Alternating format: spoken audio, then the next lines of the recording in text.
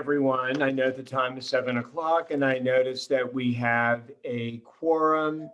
And before we begin, I would like to ask the town manager to please read the disclaimer. Can Yes. you send Barbara the link? Yes. I will send her the link. This is just a reminder to everyone that this meeting is being recorded and will be posted on the town website. For anybody that joins the meeting, and I do not have a name, I will send you a message to confirm your name so we have it correct for the town record, especially if we have a phone number in there. If anybody does have any questions or comments that they would like to make at the appropriate time during the meeting, I ask that they please use the raise hand function on Zoom. You can also send me a direct message in the chat letting me know that you would like to make a comment. If there are comments, we ask that folks try to limit them to 2 minutes per person. With that, Mr. Mayor, I'll turn it back to you. Thank you. And so we will start with our public comment period. And as Matt said, if you raise your hand, remember when you're called on to please tell us your name and your street. And I think that Councilmember Zoighauser still hasn't received the, I just got a text. Okay. So you're gonna send it to her again, okay. So has any town resident or guest raised their hand? Yes, there is one comment.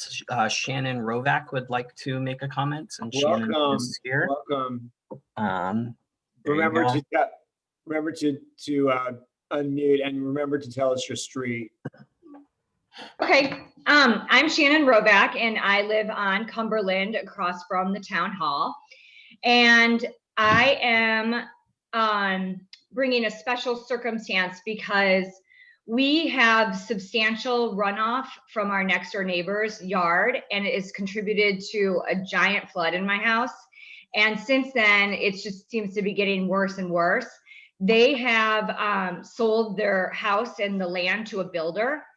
And we are hearing that the permit process is taking place right now. And we understand that, you know, once the permits are approved by the county, then we get to see them and we get to formally have a meeting about it. But they're trying to do, it sounds like a detached driveway, garage, 5-bedroom house and a pool. And their footprint is only 1,215 square feet.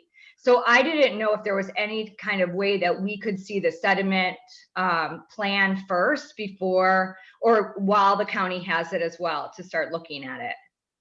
Well, thank you for attending, and I will let the town manager respond. Um, And also the town attorney could too.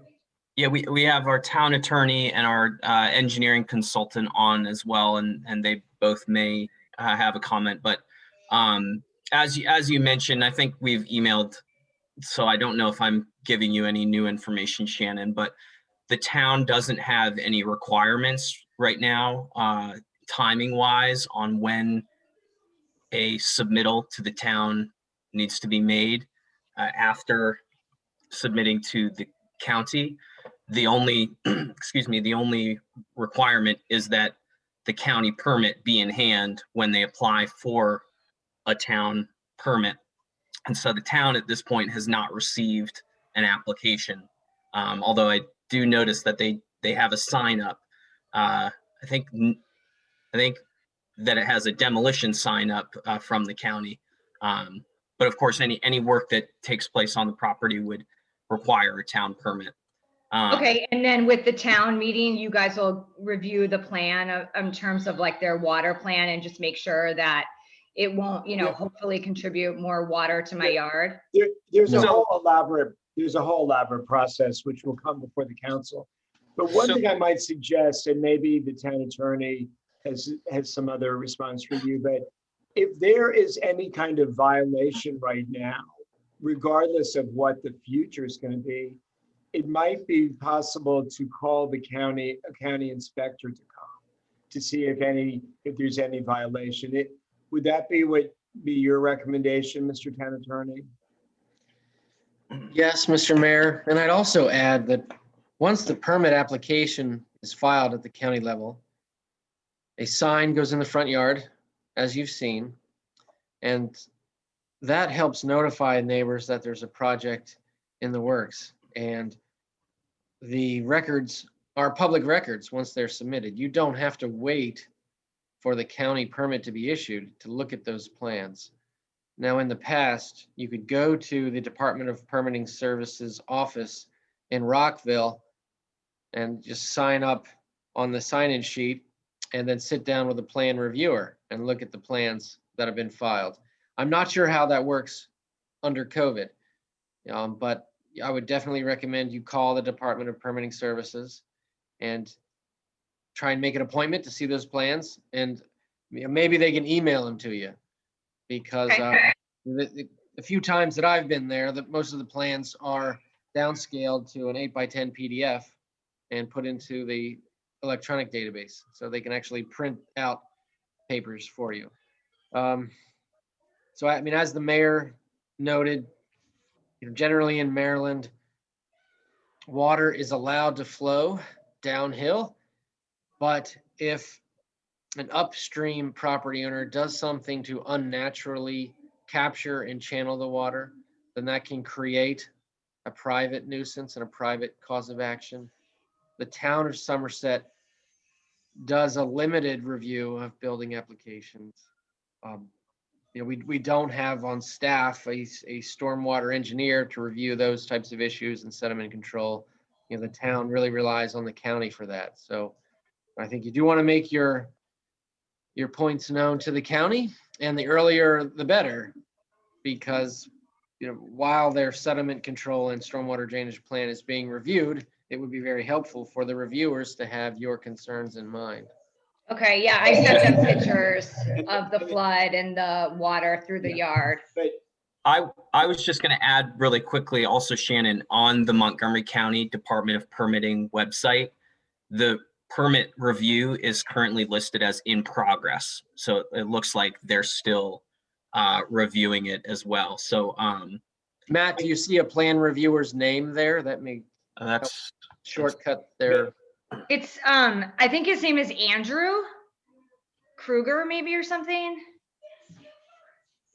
but that's all well and good for the future, but there's always the possibility that there is a current violation.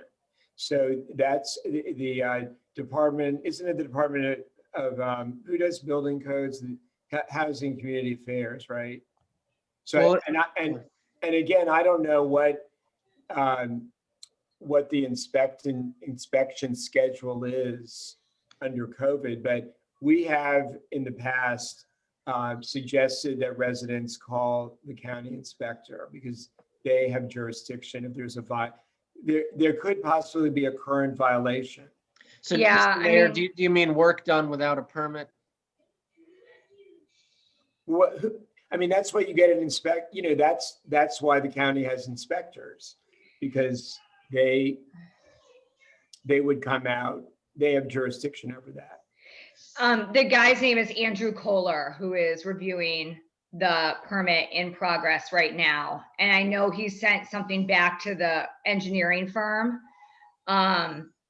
And they're revising it right now as well. It's just, it's a big plot of open land right now with a small house on it so I don't know that they've really done anything, nefarious. The water kind of comes downhill from. It could have been unintentional, and it could have been done. You just said no, but anyway, thank you for, I'm glad you've been corresponding with us, and we will follow up with you tomorrow. Okay, thank you very much. Thanks for coming tonight. Thank you. Thanks for coming tonight. Is there anyone else, Matt? Councilmember Circo also raised his hand. He may have wanted to jump in quickly. Thank you. I just wanted to mention that this is an issue that's of concern to a number of residents, the question of stormwater runoff impacting neighbors. And the town recently stood up a stormwater study committee. So our new residents, they might want to participate in some of those meetings or talk to the chair, Ellen Glockmore. Glover. Thank you. Sorry. Thank you. Okay, thank you. Mr. Town Manager, anybody else? There are no other comments. Okay, Nobody thank else is- you very much. The next item is the approval of the agenda. Is there a motion?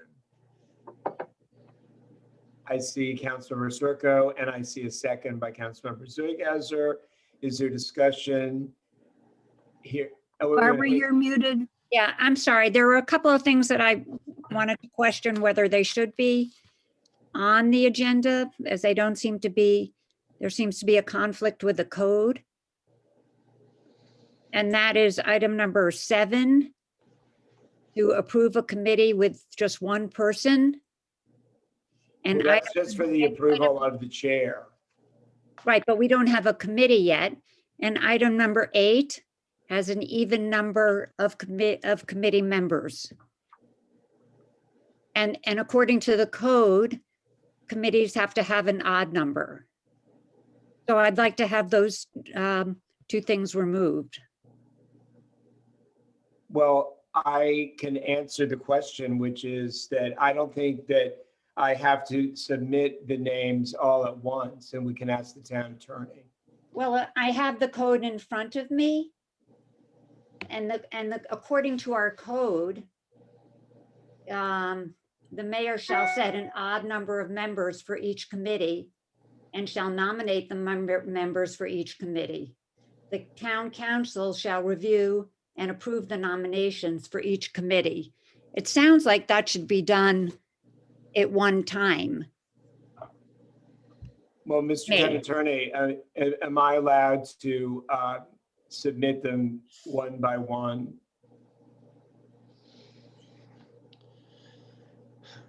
That's not expressly addressed in the code. I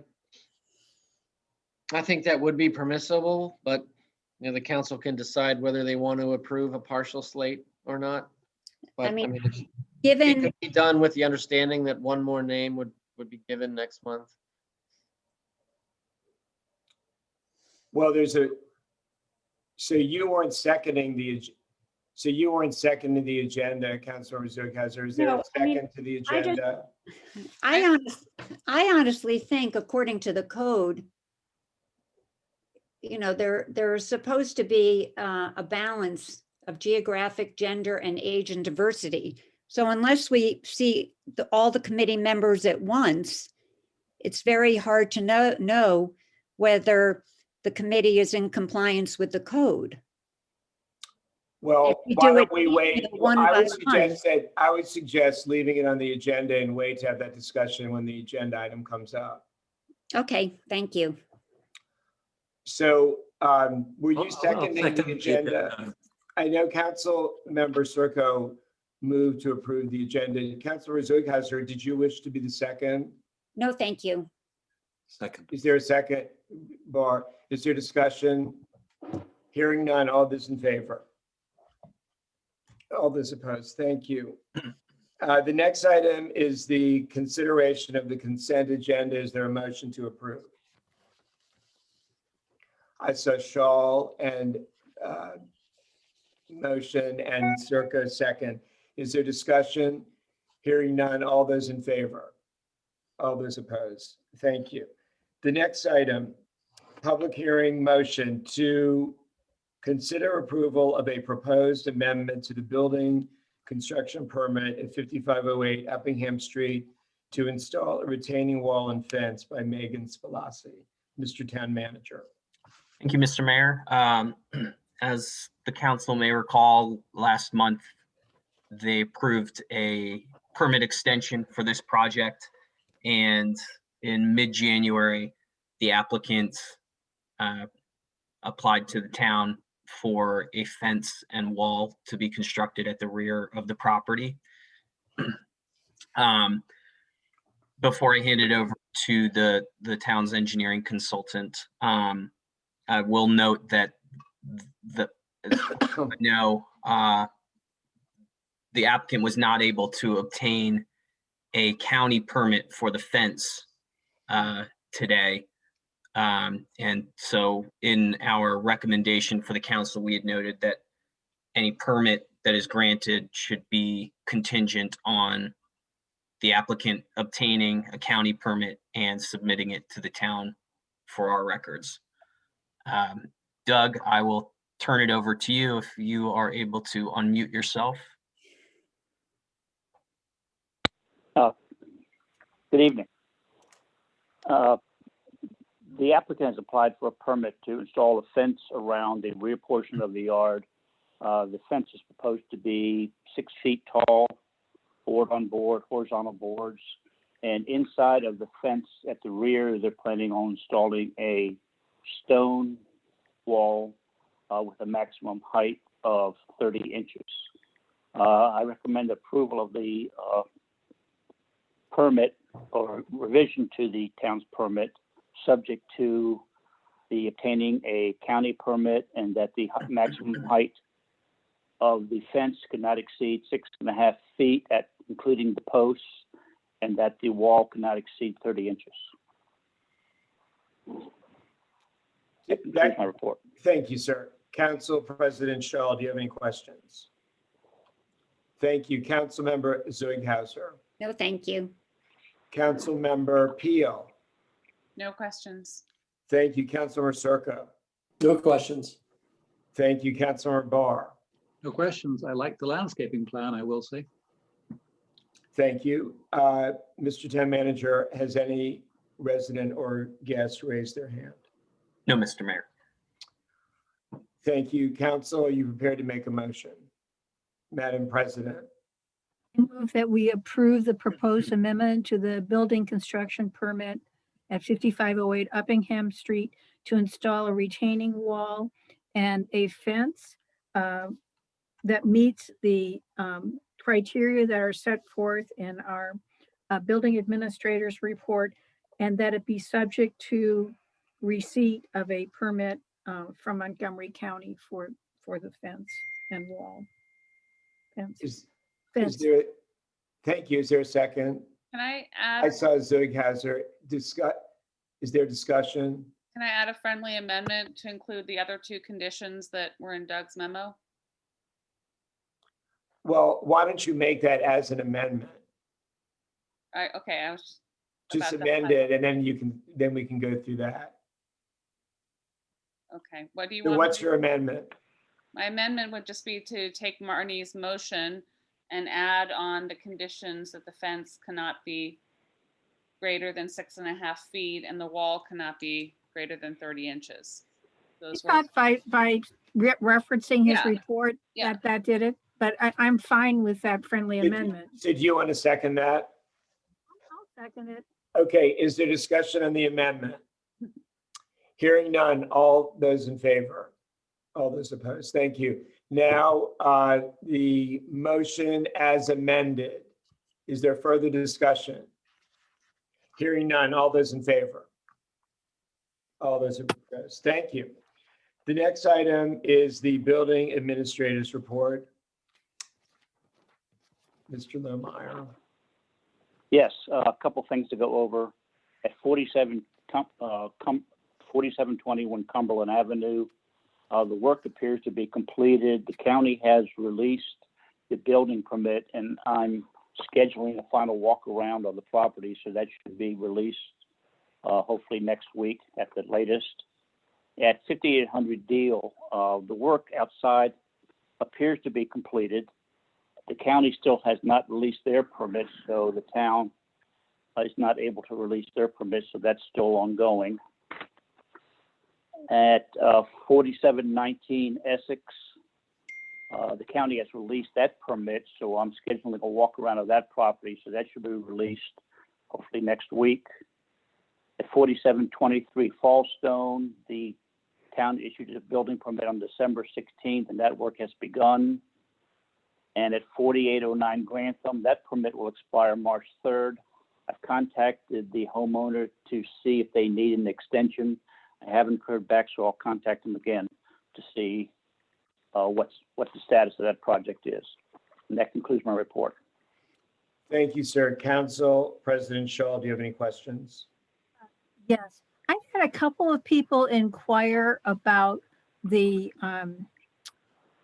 kind of stone stream that runs down to the sidewalk, and I think it's through the town right of way, and whether or not that's permitted because it will spill water on the sidewalk, which could be icy in bad weather.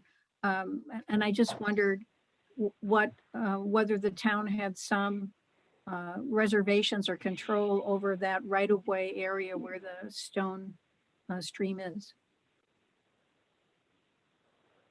Matt and I have talked about that, and we can't find anything that allows us to say no, they can't do it, because that's similar to a lot of the roof downspouts that empty at the edge of the sidewalk. So even though it's a larger structure, it's similar to a roof downspout that dumps on the sidewalk and can also freeze. So Matt and I looked into that, and we can't find anything. And if Matt has anything to add to that. Yeah, sure. So I think I might have even put this in my report, but I thought that it would be worth having a discussion on what process the council would like us to follow for right-of-way permits. We do have it on our fee schedule that you all approved, and there is a reference to, I don't have the town code pulled up right in front of me, but so I'm paraphrasing, but something to the effect of you may not build in the town right of way without a license permit from the town, something to that effect. But there were questions of whether the council wanted to approve right-of-way permits at a hearing similar to how we handle building permits, or if you wanted us to do that administratively. Yeah,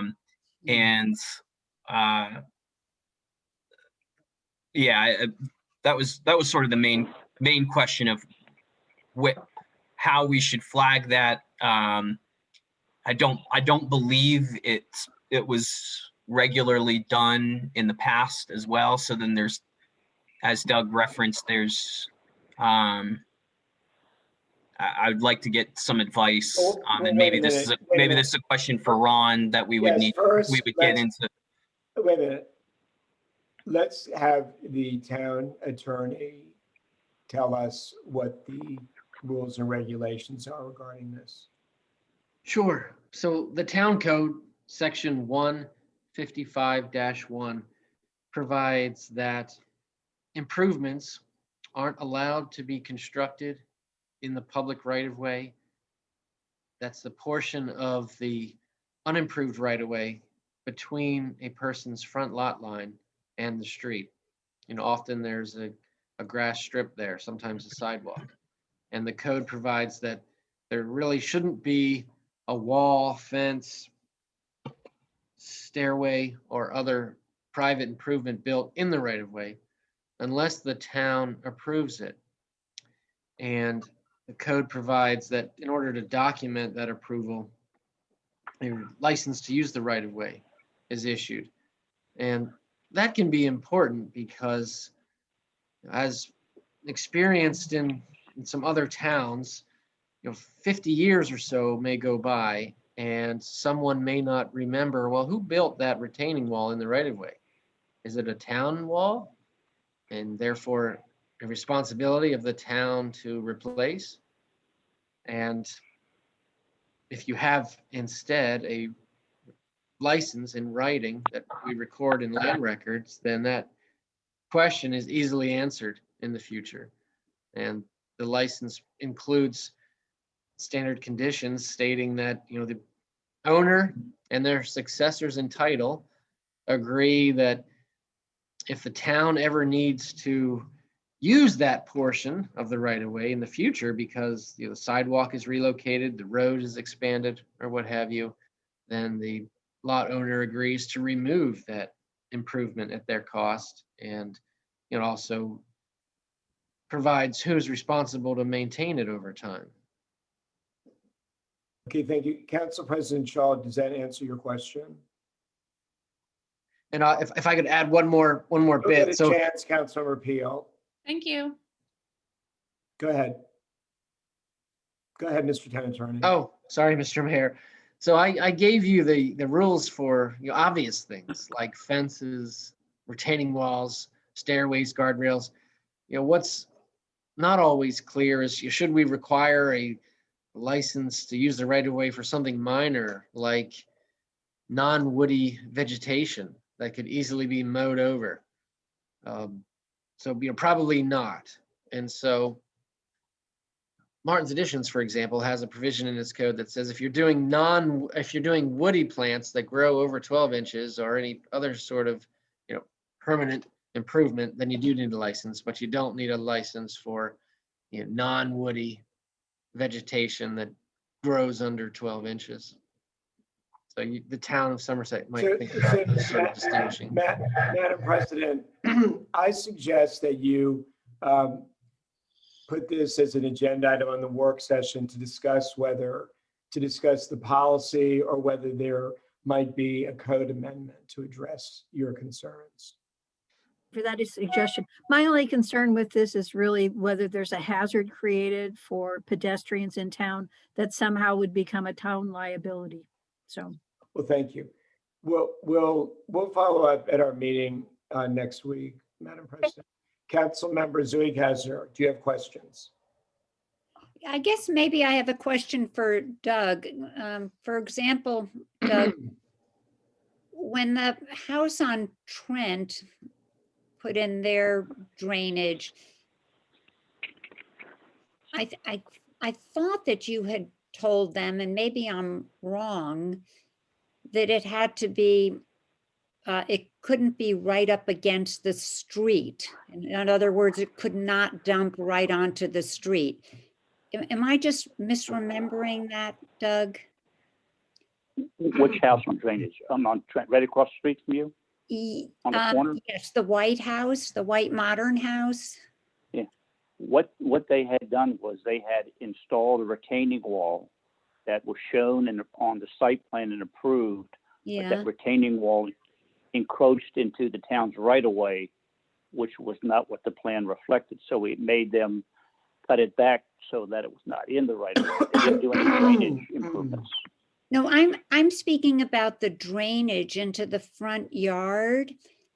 It was my understanding that the drainage, they have two drainage pipes, and it was, and I could Okay. be completely wrong, but it was my understanding that it couldn't be set right against the street, that it had to go onto their property for a few feet first. Is that wrong? Well, I don't recall that, but I remember that we had them place some stone there because it was eroding the right of way, but I don't recall having them cut it back so it's out of the town right of way. Don't remember. Okay, and I might be misremembering, but that was just my recollection. Thank you so much, Doug. Can I, if I may just jump in really quickly to address something that Barbara had brought up. Please do. When we reached out to the homeowner at Deal, he indicated that this was entirely decorative and would not drain water onto the sidewalk. But actually, that was in part why I think it would perhaps make sense to get a right-of-way permit if it turned out that it actually was draining water and wasn't doing what maybe it was intended to do. Thank you, Matt. That's very helpful. Was that your last question, Councilmember? yes, thank you. Councilmember Peel, do you have questions? Yes, I guess, I mean, I've only seen it from the car, but to me, it sort of looked like a version of some kind of a dry well. And I wondered whether it was actually installed in order to prevent water from coming down to the sidewalk. And, so I just wonder if we need to just sort of sit back and give it a chance to work and see what happens before we worry about whether or not it's a landscaping feature or whether or not, typically speaking, it's the kind of thing that could be removed if we went and said, this is our right of way, we want you to move this, sort of like a hedge or a bush or something. I mean, those rocks could be moved. It's not the same as a wall or a fence. So I think, you know, I'm not sure what the purpose is, but to me, it looks like the kind of thing that sort of traps water and stops it from running down to the sidewalk. So I think let's just wait and see how it works. That's my only comment. Okay, thank you. Councilmember Circo, do you have any questions? No further questions, comments. Good discussion. Thank you. Councilmember Barr, do you have any questions? Well, a couple of comments. I think this is meant to be decorative, as Matt said, and it looks very much like a riprap channel, which would indeed slow water if it were being used for that. I believe the owner is intending to install a rain garden. I'm not absolutely sure of that, but I believe he is. So he is paying attention to stormwater management on his land, I know, and we'll have to see what happens there. Okay, thank you very much. The next item. Okay, item number 4, considering approval of Sherry Benderman as the chair of the Board of Elections. I am withdrawing that because actually I do not have that power. That chair is to be elected by the board. So I'm withdrawing that, but we are working with the board to get them fully functioning, and Matt and I will report back to you next month. The next item. I have a question on that. Did we ever receive a report from the previous chair of the board? I thought we've talked about this pretty much every No, single month. And No, we never haven't. seen a report. So are we not, or should I just stop asking and assume we're not? No, it's a good question. We have talked to her and we'll be moving. We'll have a progress. So we've made progress, but we will have a progress report for you by next month. Okay, great. But And keep if asking. you don't want me to ask, just say. No, please ask. That's how things get done. Okay, thank you. The next item, to consider approval of my nominees to the Equity and Inclusion Committee. And we have 9 wonderful residents who have volunteered. And I just want you to know the distinguished chair, who has an incredible background in this area. Her first name is pronounced Atsko. So as I always want to be respectful of the pronunciation of names, particularly Councilmember Zoidhauser, I want everybody to learn the pronunciation of the distinguished chair, Atsko. There is no U pronounced. I think it's a wonderful group. I'm sorry it's taken so long, but you know how it is in terms of recruiting nominees to committees, especially when it's all new. And I'm wondering if Councilmember Barr wants to say anything before I ask. He's the liaison and the founder of the committee.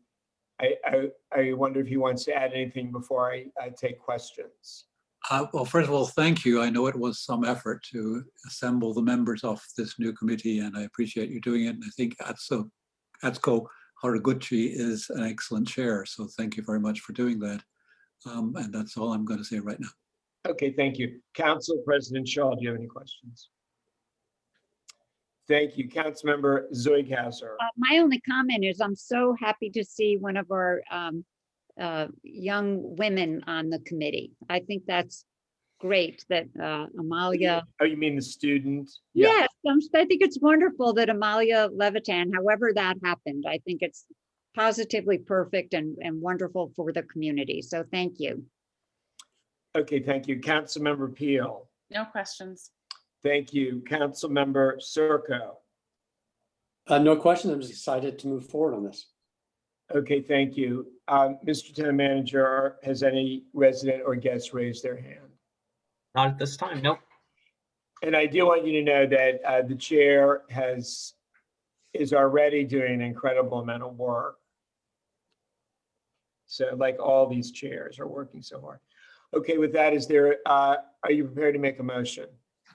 Motion that the chair and committee members of the Equity and Inclusion Committee be approved as nominated.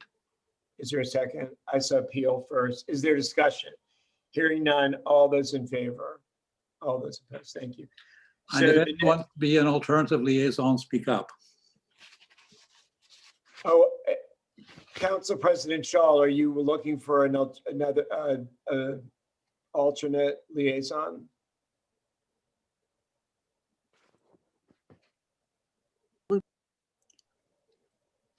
We can't hear you.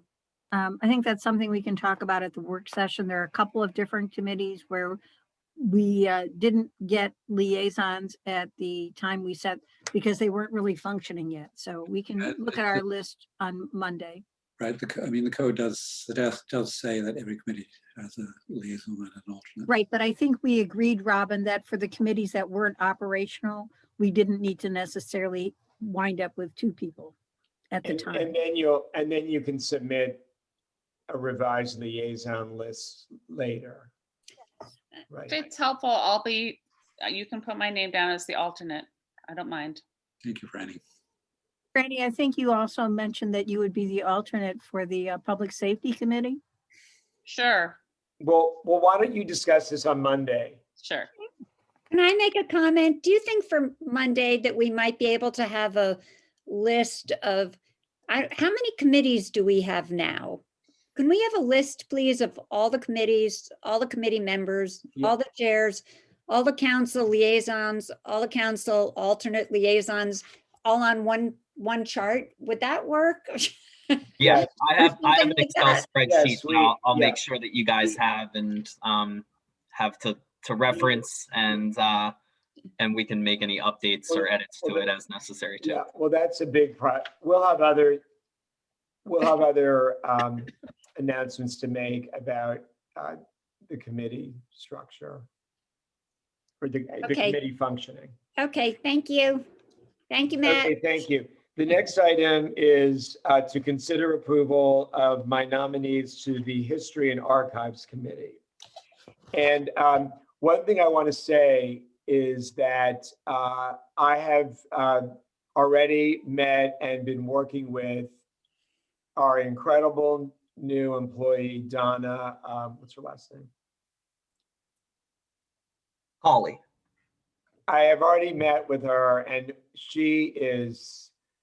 Matt did a fantastic job because we are so out of compliance on a lot of things and we are not going to be for very long. And so very soon we will have a special brief council meeting so she can present her findings and make some recommendations. Some of it will be in advance of the budget season because there's some things we might want to consider in terms of putting our town in compliance with state law on records. And what I wanted to say is that these 3 people that I'll be hoping to get more in the future, but it is anticipated that they will also be assisting the new Donna in her work. Before Donna arrived, the council president and I were doing some of this, what I would call grunt work, but we will be, I know that this new committee, these members will, and there are some other people that have volunteered to be on this committee in the past that I haven't been able to hear back from. So I'm hoping that in the future we'll have more committee members, but I would hope that you will approve these 3 for today. And with that, Council President Shaw, do you have any questions? Just with regard to the presentation, you mentioned it in relationship to the budget. Could we have the presentation at the March meeting because your budget gets presented at the April meeting? So any initiatives really need to be generated in early March. This would involve things like whether we should put any funding in for digitizing and things like that. So we'll try to have the meetings. We'll talk about this at our meeting on Monday. Okay. Did you have any other questions? No, this is a fabulous group. Thank you, Council Member Zoighauser. Yeah, Linda, how's the meeting room looking with now that we have a person working on all of this? I mean, it looks the same. As the mayor mentioned, we got to become compliant with certain things. So to get to where stuff is moving out, we've got to do some other things. So she's working, Matt and myself and the mayor. Well, the reason why it's so important to get this committee functioning, and we're hoping to have a meeting of the committee very soon, is because certain policies need to be recommended to the council to be approved so that we can decide what to do with a lot of documents that are not required to be retained under state law. And we are also working on establishing memorandums of understanding, MOUs, with some of the local historic groups, because we don't have room to store everything that we might want to keep. But these are all decisions that have to be, the policy has to be ultimately decided by the council. So we will jumpstart all this per the suggestion of the council president. So did you have any other questions? No, sounds wonderful. Okay. Thank you, Linda. You're welcome. Yes, Linda is the key point person besides Donna. Council Member Peel, do you have any questions? No questions. Thank you. Council Member Circo. No questions, thank you. Thank you. Council Member Barr. No questions, but a comment, which is Donna, I am liaison to the History Committee. Donna is exercised over being unable to locate the early minutes of our council. I mean, early going way back in time. And so any help that our new staff member can do to help locate these, they may not be on site, they may be in a historical society already, but the question is finding them is the challenge. Robin, when you say the early minutes, what minutes? Because they're boxes of minutes. I've shown her those to her. When did you last show them? Just last week. Then she may have, I haven't talked to her since last week. So if you've got those boxes and she's seen them, maybe that's the answer. Yeah, they're like about, probably 8 boxes worth. All right, that's what Yeah. she's looking for. That's good. Mm-hmm. Okay, thank you. Mr. Town Manager, are there any comments or questions from our residents? Or has anyone raised their hand? No, Mr. Mayor. Okay, thank you. Council, are you prepared to make a motion? Yeah, move that we approve the mayor's appointments to the History and Archives Committee. Is there a second? I see Barr. Is there discussion? Hearing none, all those in favor? All those opposed? Thank you. The next item is considering the approval of Phyllis Wiesenfelder as chair of the Welcoming Committee. And the reason why I want to get her in place is because this is the last committee chair that I will be submitting. And so I wanted to get all the chairs in place so that once you pass the protocols, which I think is on the agenda tonight, isn't that right? Yes. So that once you pass the protocols, then Matt can have a joint meeting with all these chairs and then they can disseminate the information to their committees. So the prospective chair Wiesenfelder,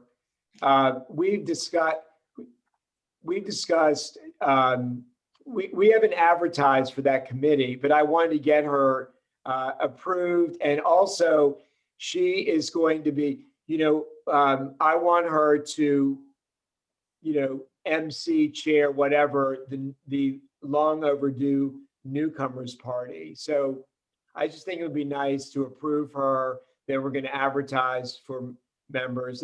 That's the only reason why. So with that, Council President Shaw, do you have any questions?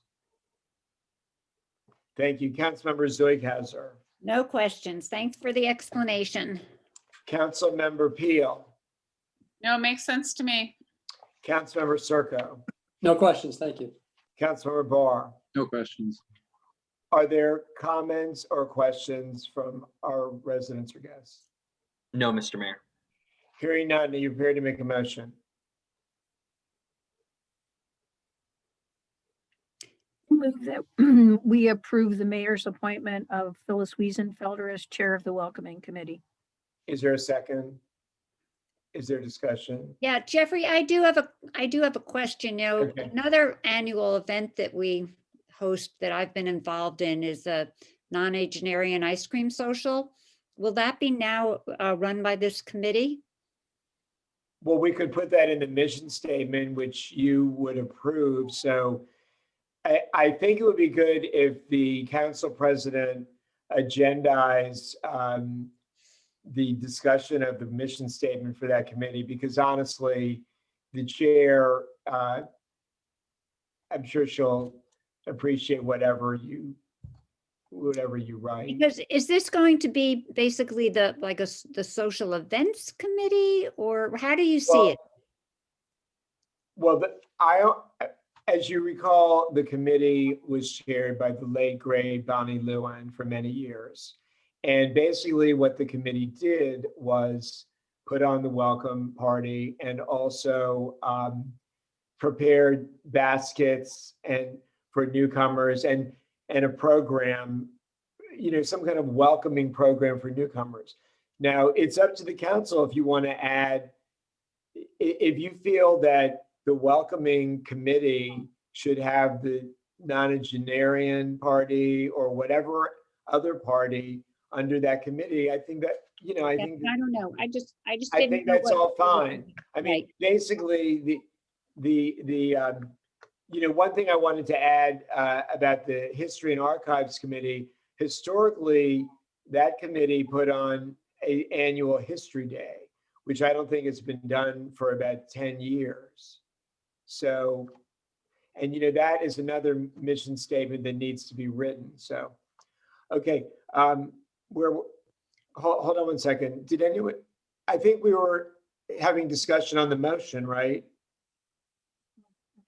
So is there further discussion on the motion? Hearing none, all those in favor? All those opposed, thank you. Okay, the next item is to consider approval of the following names as nominees to be consideration for approval to the Traffic Committee chaired by Elizabeth Hurwitz. And again, it is my intention to nominate up to 9 people, and there were 7 on the committee, but one of them became the chair of the Public Safety Committee, and we had some prospects, but they haven't confirmed. And so again, given the plan to finally approve all the chairs so that we can move forward, that's why it's on the agenda. And I'm sorry that it doesn't have an odd number, but we just decided to it was important to move forward. I have a So hold on a second. Council President Shaw, do you have any questions? Oops.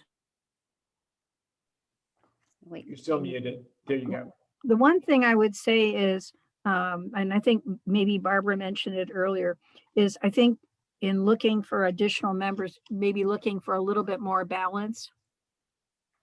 So is the concern that too many of them live on Dorset? No, Well, and also that we I only have mean, one man on this group. It's up to you. It's up to you. I mean, if you would prefer to only confirm, I would urge you to at least confirm the chair. But as with all the committees, there are people that are, okay, each committee has members, but any resident can participate in a committee. So I don't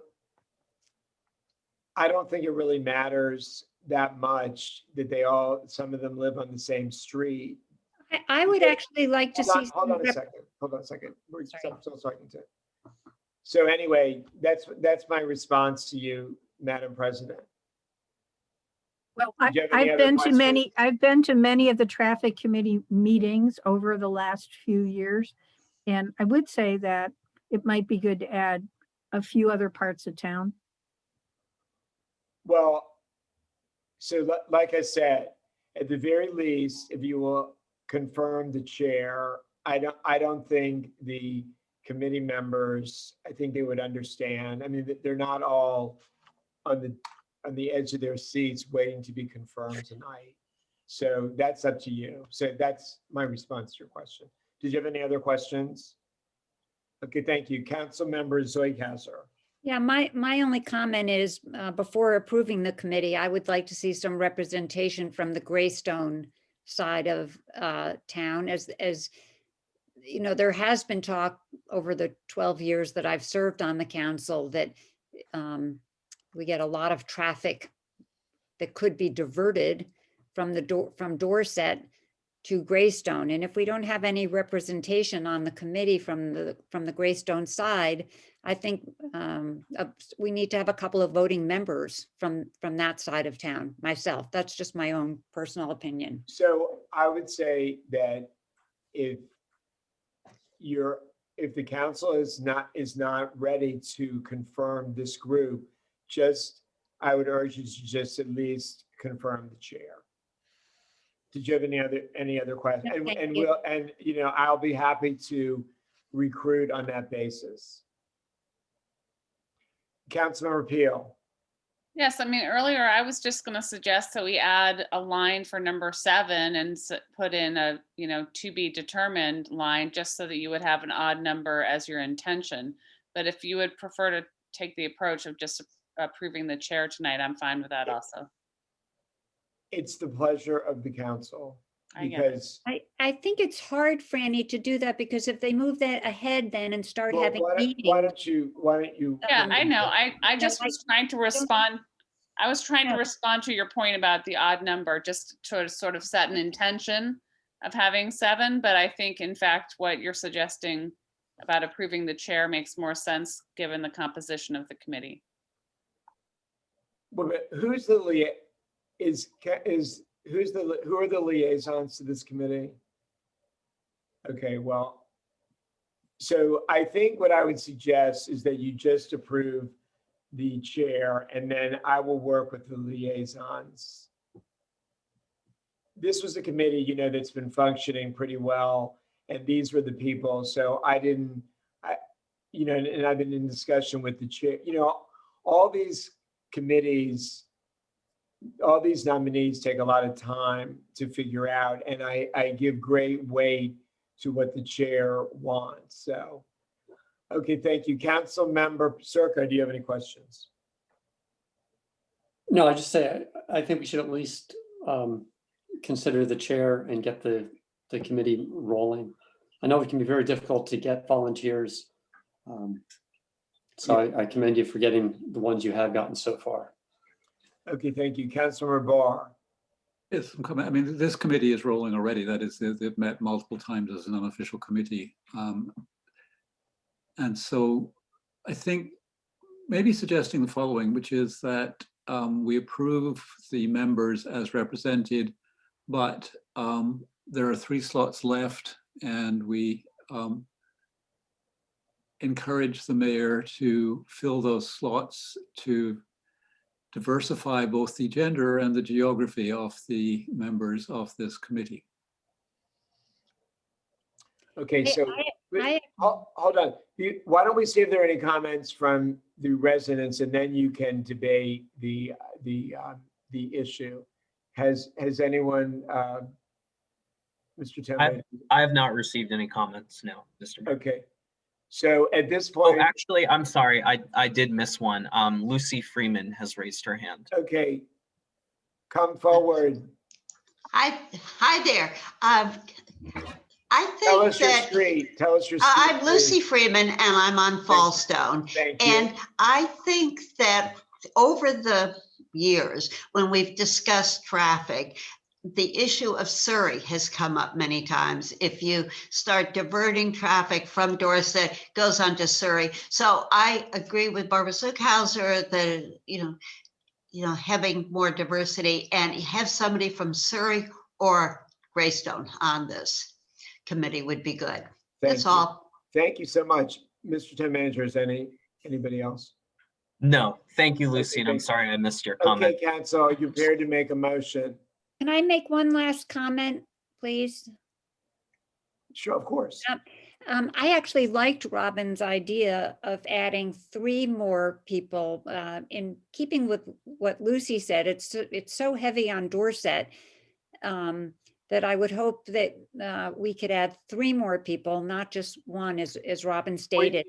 One from Surrey, one from Greystone. So what you could do is you could make a motion to approve one option.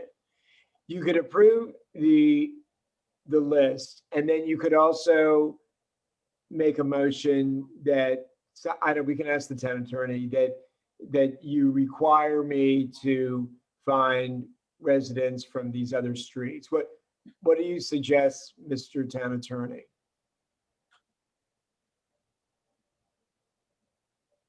Yeah, that's a viable option. Another option that comes to mind is you could just ask for, a different slate to be presented, or, approve just a few folks tonight, or maybe just the chair. There's really no legal requirement under the charter. Thank you. Councilor Zoighauser, do you want to make a motion? Yeah, I mean, I'm not sure I'll get a second on this, but I move that we approve the chair, Elizabeth Hurwitz, of the traffic committee. And that we ask the mayor to diversify the committee and add 3 more people from Surrey, Greystone, Fallstone, just from other parts of the community that typically use the Greystone entrance/exit. Okay, Mr. Town Attorney, that's legally and technically sufficient, right? Okay, is there a second on that? Franny, were you first? Okay, is there discussion on the motion? Hearing none, all those in favor? All those opposed? Okay, so we will advertise for committee members from those streets. Can I ask a clarifying question for my minutes? Of course. The only approved person was the chair. The other committee members were not approved tonight. Is that correct? That was my motion, yeah. Okay. Right, they were not disapproved. They just weren't considered tonight. Right, got it. Thank you. But they were pre-approved as long as the slate includes these other things, basically. Yep. So as I said, we will move forward to advertise we will advertise, and I will probably recruit people from these other areas. Thank you very much. The next item, hearing motion to consider approval of operating manual for Town of Somerset committees. Madam President, are you going to present this?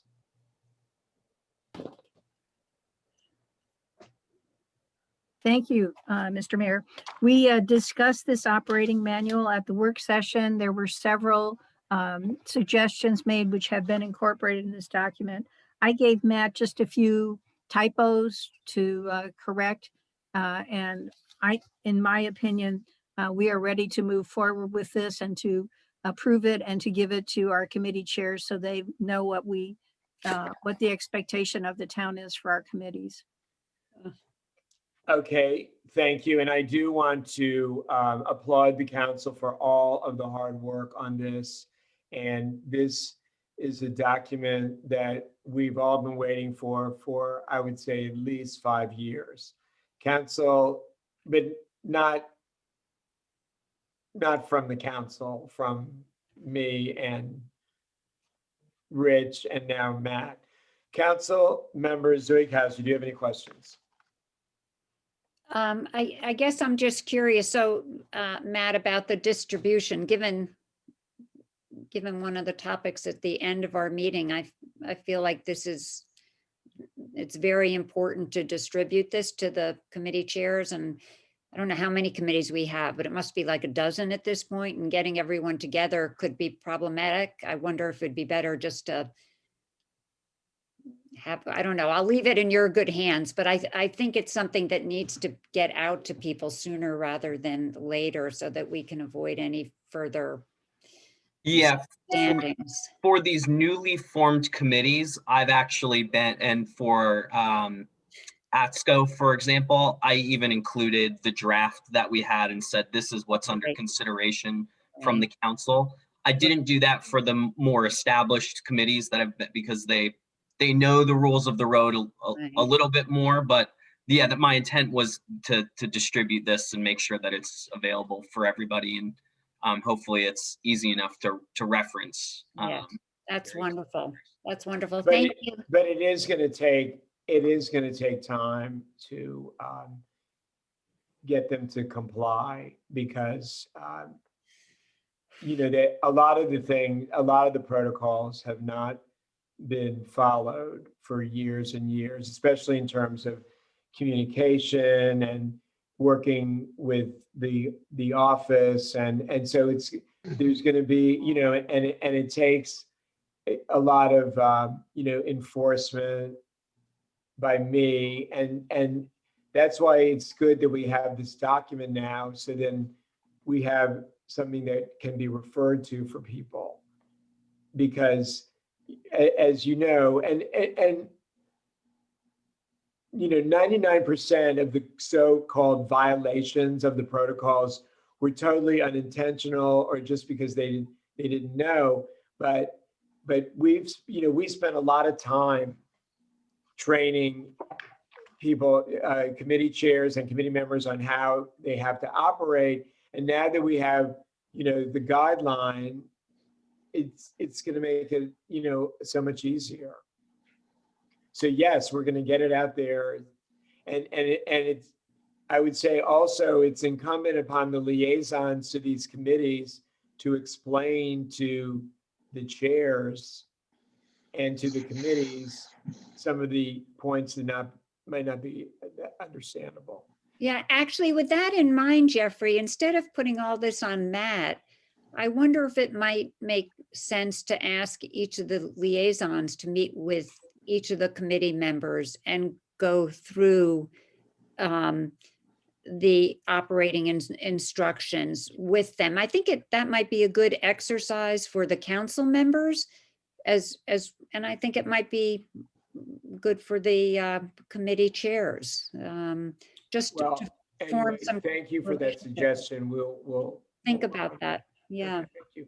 Councilor Peel, do you have any questions? Yes, I was gonna sort of suggest something slightly different, which is I think it would be good to have some kind of a webinar available on our town resources with Matt and Ron and all of the council members and all of the committee chairs, and just go through it once, because I think putting it on individual council members does run the risk of there being, slightly different emphasis or interpretation. And I think it would just be much better to say, now that we have all the committee chairs selected, to, create a Zoom event where we, engage Ron to be available, and Matt basically walks people through the instructions and then takes questions. And the council liaisons are there to listen in as well, because I don't think actually that it makes that much sense to have individual council members meeting with individual committee heads. So my suggestion would be something broader, and that is recorded and then is available as a resource. Okay, I thank you for that suggestion, and the council president and I will talk about it at our meeting on Monday, and then we can bring it up at the work session. Did you have any other questions? Thank you. Council Member Circo. This is questions about the document to the council president or anybody else. Right. So I have No question about the document. I think it's well written, very self-explanatory, and feel comfortable conveying its contents to the committees that I liaison with. I like the idea of a webinar that Franny proposed, but I'm concerned that logistically just be hard to get everyone at the same meeting. Well, we'll get back to you. Thank you. Council Member Barr. I've got no comments on it, just it's a useful document, and certainly when I was committee chair, I could have used it. That's it. Thank you. Mr. Town Manager, has any resident or guest raised their hand? The town attorney, I think, wanted to make a comment. Oh, surely. Thank you, Mr. Mayor. I had one suggestion on page 2 under the heading scheduling and holding meetings, the 4th bullet where it says meetings should be noticed at least 48 hours in advance. Preferably there would be more notice than that where possible. So I would just suggest changing it to say meetings should be promptly announced once a meeting date is scheduled and no later than 48 hours in advance. Okay, thank you. So when whoever is going to make the motion could add that as the amendment. Okay, so are you prepared, council, are you prepared to make a motion? I move that we approve the operating manual for the Town of Somerset committees with the amendment suggested by our town attorney under scheduling and holding meetings. Is there a second? I saw Zughauser first. Is there discussion? Hearing none, all those in favor? All those opposed? Thank you so much. Next item, to consider adoption of Resolution 221, a resolution stating the town's opposition to zoning text amendment 2007 to allow multi-unit housing in residential zones to be considered by the Montgomery County Planning Board and Montgomery County Council. Madam President. We've circulated a lot of material. There's been a lot of conversation, starting back with Thrive Montgomery, which has as part of its theme, putting missing middle housing in single family neighborhoods with a whole lot of conditions around it, design criteria, compatibility with the neighborhood, taking into account infrastructure, other kinds of things. This zoning text amendment came as a surprise to other county council members, to the planning department, and to the planning board. And although I think we all agree we need more housing in the county, even the planning staff report suggests that a zoning text amendment like this all by itself is not going to accomplish the purpose the author says it's for. So there are 2 hearings coming up, one Thursday with the planning board and one the following week in front of the county council. And our mayor will be testifying on behalf of the town of Somerset. And I think that there's such grave reservations about this one size fits all ZTA that I think it is not in the interests of the town of Somerset. Okay, thank you. Council Member Zeughauser, do you have any questions? No questions, thank you. Thank you. Council Member Peel. I don't have any questions. I just want to thank Marnie for following this issue on behalf of the council. Thank you. Council Member Circo. No questions. Thank you. Councilmember Barr. I do have some comments, yes. And Marnie has done a lot of work, and I recognize that on this. And the zoning ordinance is deeply flawed. There is no doubt about it. But what he's trying to do, it is in fact, to reference our Equity and Inclusion Committee, it is a matter of equity and inclusion, what he's trying to accomplish with this ordinance, albeit very clumsily. And so I think we do need to involve our Equity and Inclusion Committee in consideration of this issue. One way to do it is, in fact, to refer the ordinance to the Equity and Inclusion Committee. In truth, though, I think this ordinance is dead in the water. The resolution we've got here, I know we worked on it, but it does not add anything that is not in the other critiques already, in the community critique and in the planning office critique. It fails to mention our historic district, which surely should be treated differently from the rest of town for consideration this way. And our own ordinance also fails to say whether we see there's a germ of an idea in Jawando's ZTA, or whether we don't even like the idea of missing middle housing being put into Somerset. And so those are the comments. I realize there's a time constraint on this because of the mayor's testimony. I suggest that we can approve the town's participation in the community concerns, and the mayor can testify on that. And we can also refer this issue to the Equity and Inclusion Committee, and the town can also, and the mayor can also testify on that. So reluctantly, I don't think this resolution is useful. Well, thank you, Councilor Barr. So this, of course, represents the official position of the town council, which you are welcome to vote against. But in addition, there is no reason we can't encourage all of our residents with differing views to express their views directly to the planning board and the council. And certainly the Equity Inclusion Committee, if they are interested, can certainly consider this legislation and alternatives.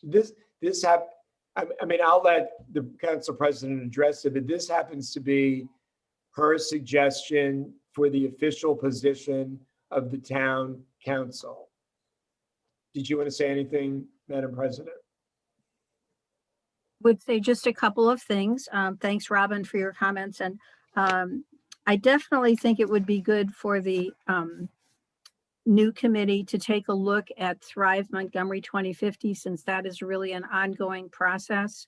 And it will be approved at some point this next year. Probably it's going to be presented in April to the county council, but there will be a number of hearings, and the Equity and Inclusion Committee can study this and give its recommendations to the council. There are a lot of community meetings going on about Thrive Montgomery, so there'll have to be some catch up, but I'm sure with hard work, they'll be able to do that. The other thing I would say, Jeffrey, is this is a kind of bold resolution because it isn't namby-pamby. I mean, if you look at the planning staff report, the planning staff doesn't say we're opposed. What it says is this is not probably going to work, but they're not willing to come out and oppose Council Member Jawando. So I think there's a political element here that if you feel like it's a bad idea to come boldly out and say, you know, we don't think this ZTA is going to work, we could say we have grave reservations about the effectiveness of this ZTA, and that's very consistent with the planning staff report. So I would, you know, sort of ask you how you feel about. I feel that I want to testify what a majority of the council votes for. Because as Council Member Barr pointed out, this is an exercise in Utility. kind of in futility.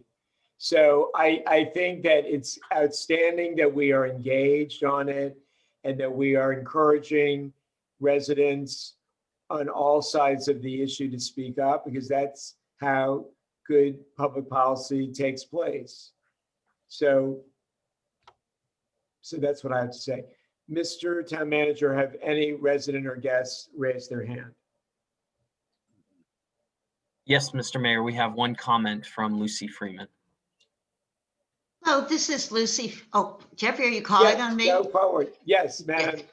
Madam Okay, Chair. this is Lucy Freeman on Fallstone, and this is an issue that is big on the national, state, and the county scene. Representative Fudge, who's going to be hopefully the new HUD secretary, hopes that home ownership will increase. The state has put a lot of money into helping people with housing, ceasing evictions, rental. The county has put a lot of money into this. So now as we approached Will Jawando's proposal, there are 3 options that the town can take. And this is a beginning proposal. You know that when laws are passed, bills become laws. It's everyone working together. There are changes, it develops, and you get an end result. The council can make 3 choices.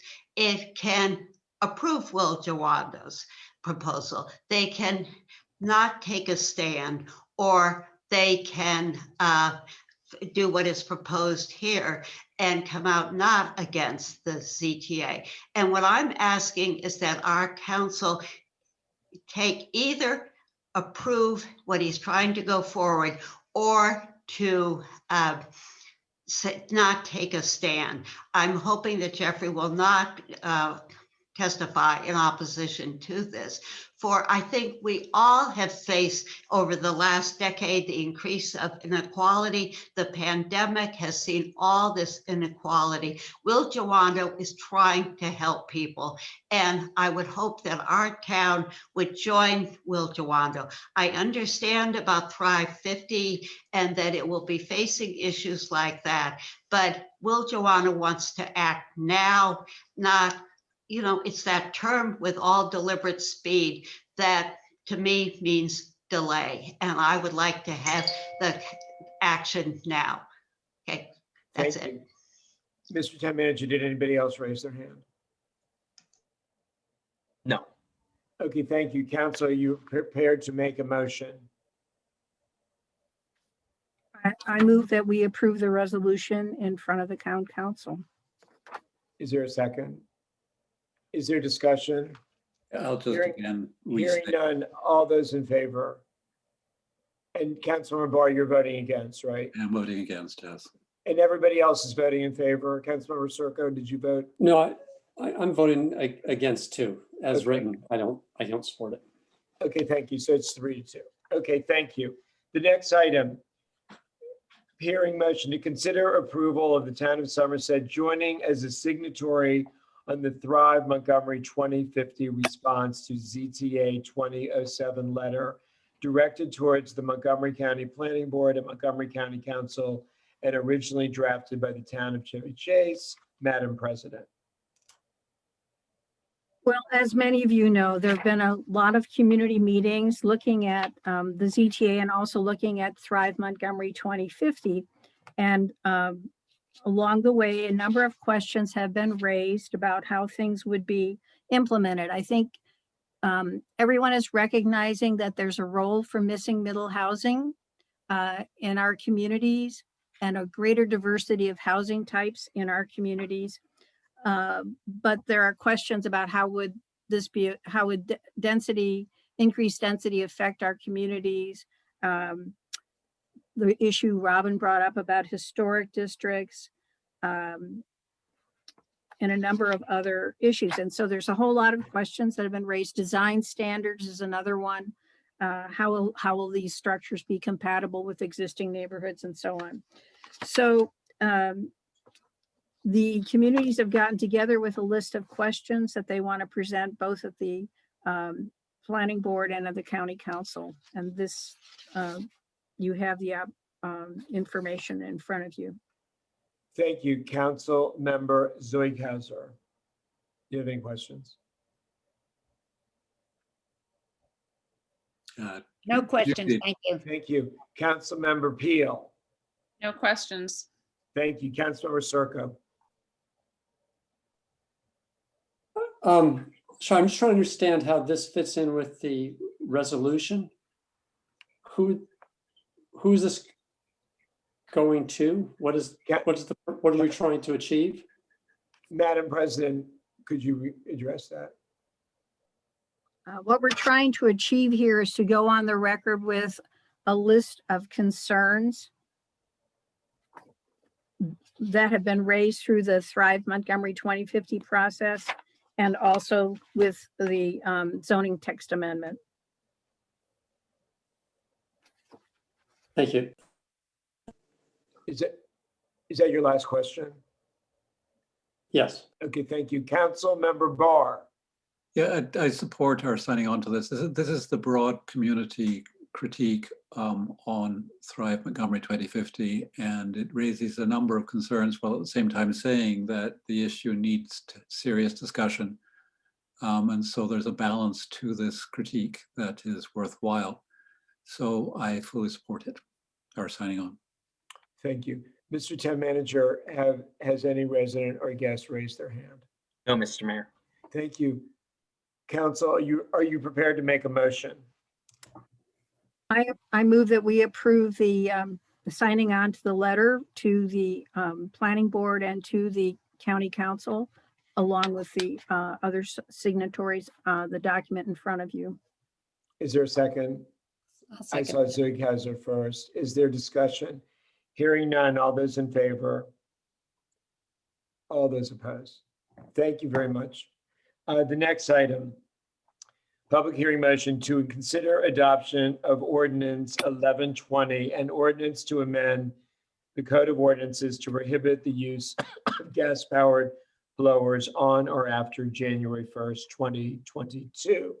Council Member Circo, this is your legislation. Do you want to briefly? Thank you very much, Mr. Mayor. This is the proposed regulation to ban the use of gas-powered blowers for leaf blowing or gutter cleaning effective January 1st of 2022. It's basically mirrors the approach taken by other local jurisdictions, including the District of Columbia. We've had a lot of discussions. I don't think there's anything more to be added. If anybody has any questions, though, I'd be happy to address them. I guess the one thing I would like to emphasize, though, is the broad support from town residents. And we also have a number of their letters, communications submitted today. Thank you. Council President Shaw, do you have any questions? Thank you. Council Member Zuighauser. No questions, thank you. Thank you. Councilmember Peel. I just wanted to mention to the council that I took the time today to go back and listen to the October presentation from the Environmental Committee in whole, and spent a lot of time listening to the approach taken by the District of Columbia and Chevy Chase Village, and with a special attention paid to the time that they built into their phase out. And in the case of Chevy Chase Village, their ordinance was passed in November of 2019 with the effective date of January 2022 for 25 months. And the District of Columbia built in 38 months for their rollout. So the proposal today that we're looking at would be 11 months. And I would prefer to see an approach that puts the effective date for January 1st, 2023 for a period of 23 months. That's all. Okay, thank you. Council Member Barr, do you have any questions? I have no questions, no. Okay, thank you. Mr. Town Manager, have any residents or guests raised their hand? Not at this time. Oh, we actually do have one this evening, and just noting that I think I referenced in previous reports the comments that had been received by the town hall on this issue. And who wishes to speak? Lucy Freeman. Lucy Freeman. Chair Freeman. Hey, Lucy Freeman on Fallstone. You know, this was proposed in the 90s. And I think that the District of, as we've said, the District of Columbia, the Village of Chevy Chase have approved it. I believe that I've heard some people comment their opposition is due to it would hurt the some of the smaller companies, but I am concerned about the employees in the smaller companies and those people who are suffering noise and gas pollution. I'm totally in support of this. Again, I don't like delays. I think saying, let's put it off for a year to see, give them time. They're already getting organized because these other jurisdictions, and this is just a vote to delay, to say no to it, saying we want to delay. I think let's be honest and let's think about these workers and approve it for January of 22. Okay, thank you. Mr. Town Manager, anybody else? Not this time. Okay, council, are you prepared to make a motion? So my motion is that we approve the resolution as written for the ban to be effective January 1 of 2022. Is there a second? Is there discussion? Entertain an amendment at this Of time? course, of course. I'd like to amend the motion so that I can't We hear you. can't, we can't hear you. I'd like to amend the motion so the ban takes effect January 1, 2023. Is there a second? Is there discussion on the amendment? Councilor Barr. Yes, we had a considerable discussion on the work session on this idea. And Lucy has brought up some of the concerns with delaying it a year. It is clear that landscapers are already moving to battery operated technology. And so the environment now is very different from when either DC or Chevy Chase Village moved their particular resolutions. So the 11 months is entirely feasible under those circumstances. That's really all I'm saying. Thank you. Okay, thank you. Is there further discussion on the amendment? Councilor Peel. I just wanted to- Yes, thank you.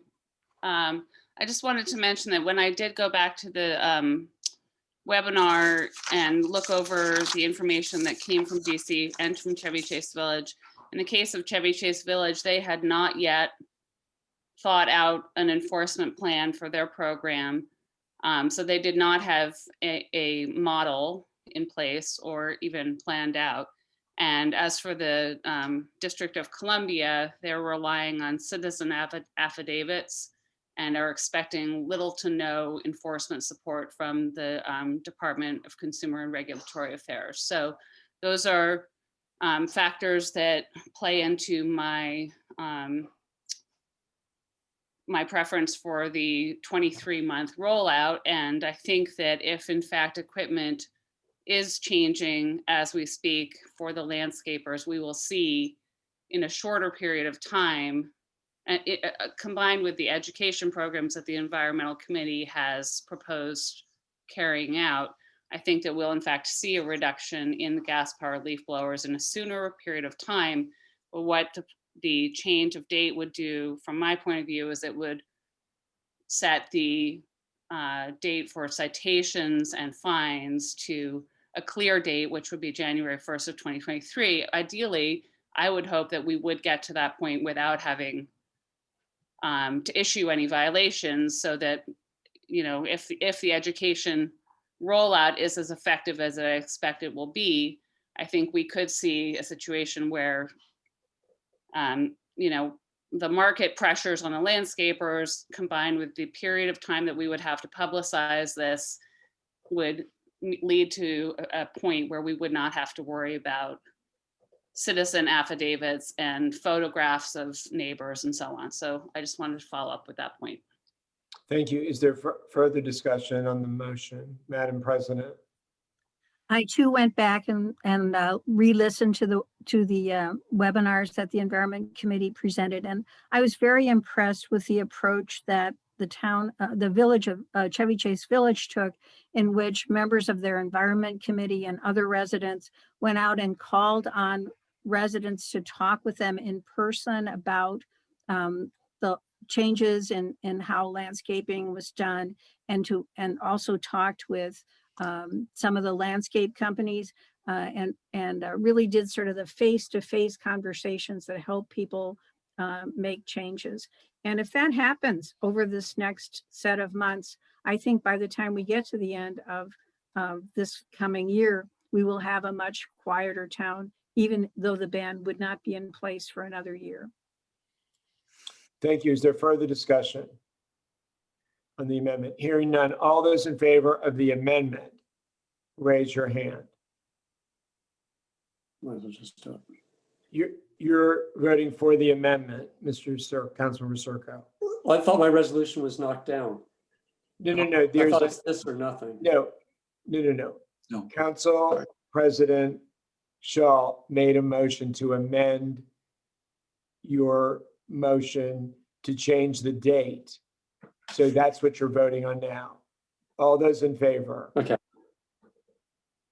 All those opposed?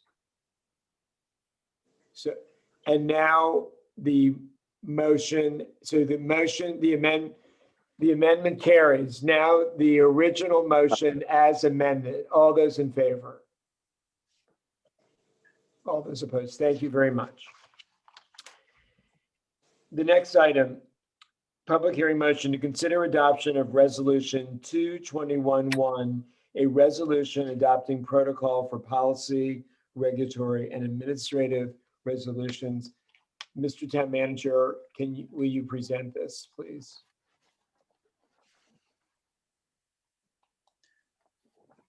Sorry.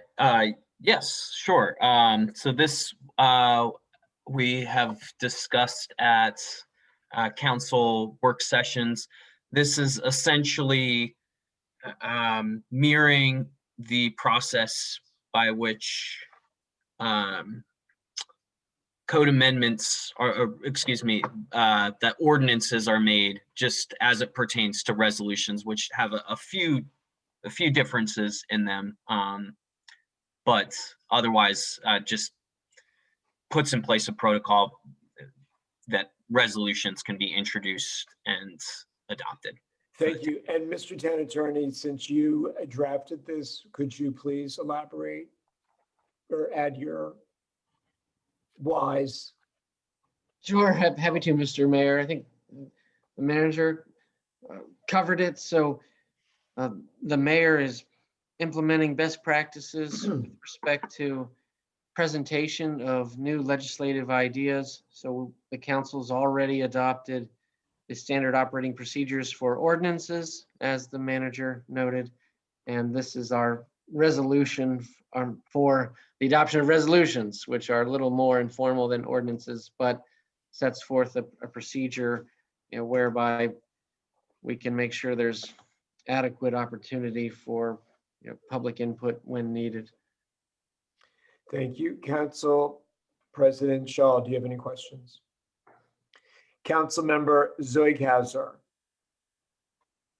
Thank you. Councilmember Peel. No questions. Thank you. Councilmember Sturko. No questions, thank you. Thank you. Councilmember Barr. No questions. Thank you. Mr. Town Manager, has any resident or guest raised their hand? No, Mr. Mayor. Okay. So again, I would like to congratulate the council for your wise decision to move this forward.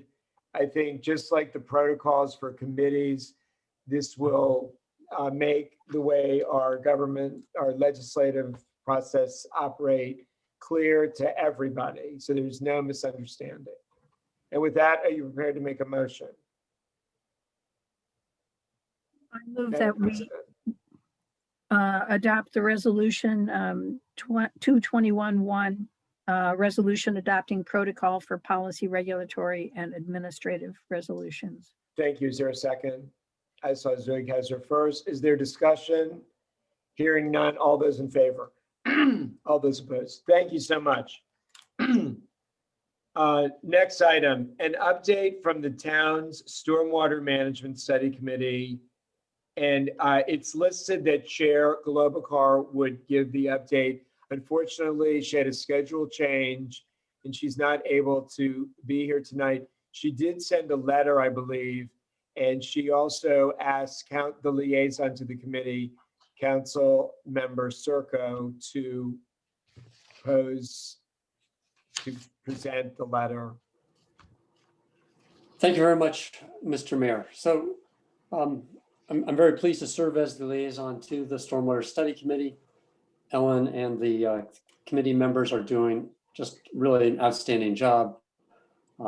They've broken down into 6 subcommittees, gathering information in different specific areas.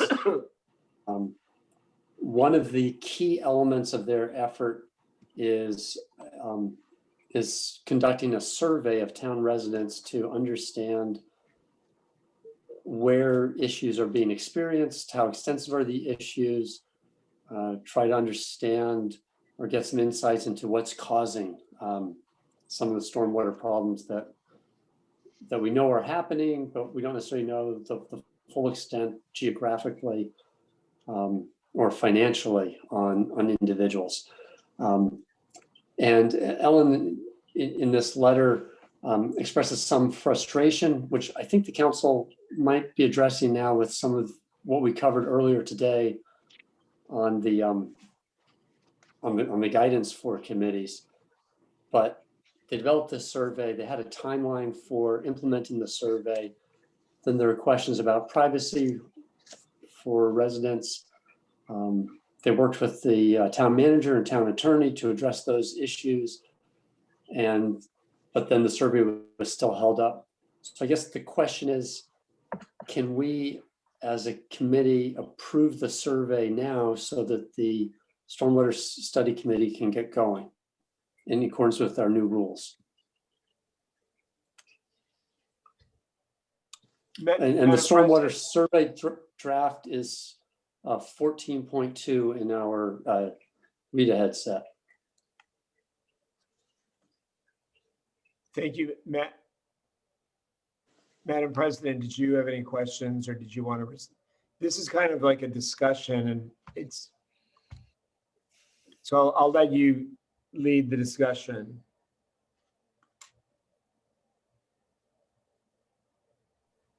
Well, first, I want to say a big thank you to the committee. I attended at least one of the meetings and have been very impressed with how hard folks are working and with the chair and the timelines. I'm sorry that there's some frustration. I think I'm the one who raised the question about making sure the committee was aware that there might be some public access issues, because we ran into this with the petition, and I didn't want people to get surprised after the survey went out. I didn't realize that was going to hold things up. I wanted to ask you, Steve, the version I have, is this the final version of the survey? I'm not looking at what's in the posted, but the one I have says people who answered 5 and 6, people answered 5 and 6 if they, depending on how they answered question 4. But it seemed like there are more questions that would only be answered if you answered that stormwater affected your property. So I'm a little confused about the setup for surveys. I used to work for an organization that wouldn't even let line groups like mine send out a survey without the survey professionals going through and nitpicking and, making sure that people could understood what the questions meant, they could track through it and so on. So I'm just raising a question about, is this the final version and does it really track? This is the final version. I believe it tracks. I've done it. I participated in some of the beta so testing let me say online. specifically, so question 4 says, how has stormwater runoff affected your property? And this one says, you answer questions 5 and 6 if you answer B, C, or D on question 4. But why would you answer question 7? How has it affected your property if you answered 4A?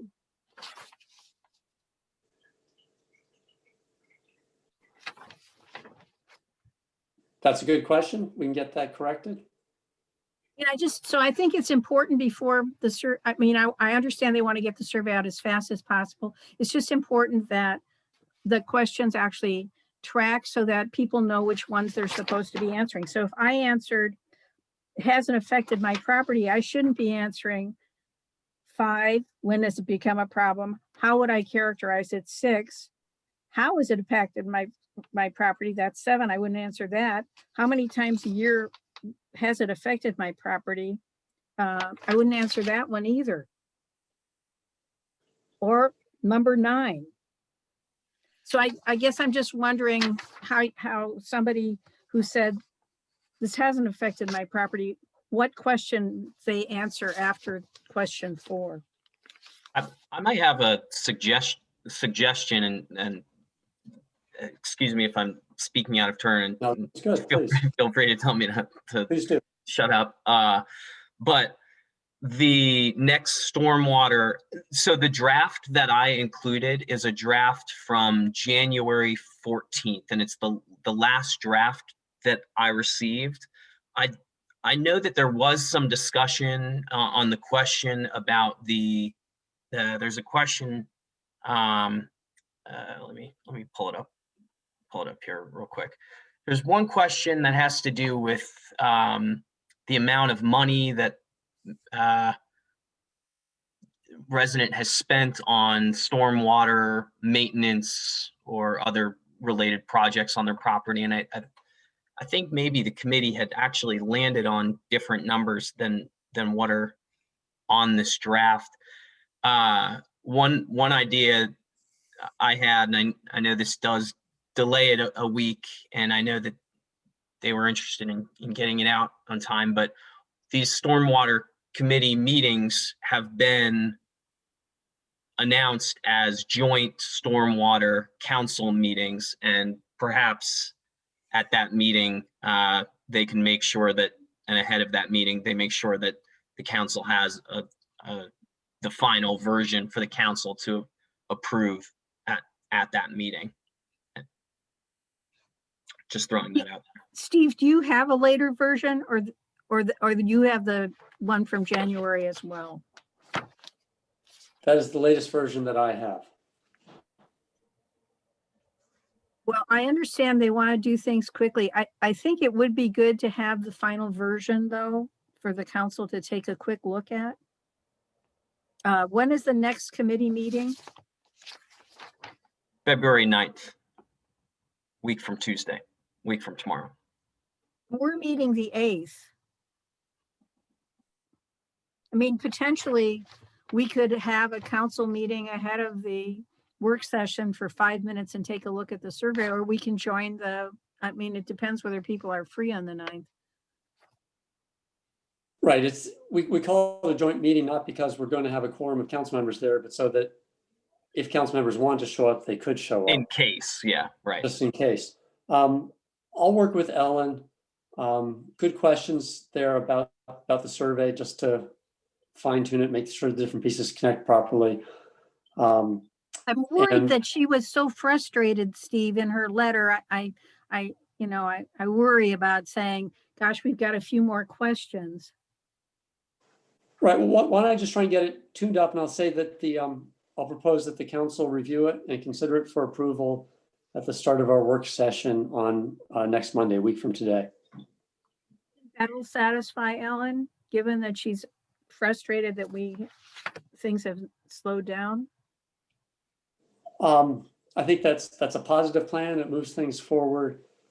And if Matt's standing by to issue it from the town, it could go out as, and from the town on the next day, Tuesday. I think that's pretty good. I wouldn't want to wait for another month for the next regular council meeting. Correct. Okay, thank you, Thank Steve. you. Thank you.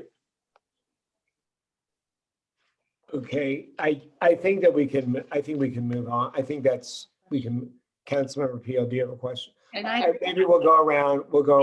Councilmember Zoe Kaiser, do you have any questions? yeah, I have a question, and I too, I feel badly about this because I know Ellen has worked so hard, and although I haven't been at the meetings, I've watched all the recorded versions of the meetings, but in her letter, and maybe Ron could speak to this, and Steve as well, about that their hope, it sounds like,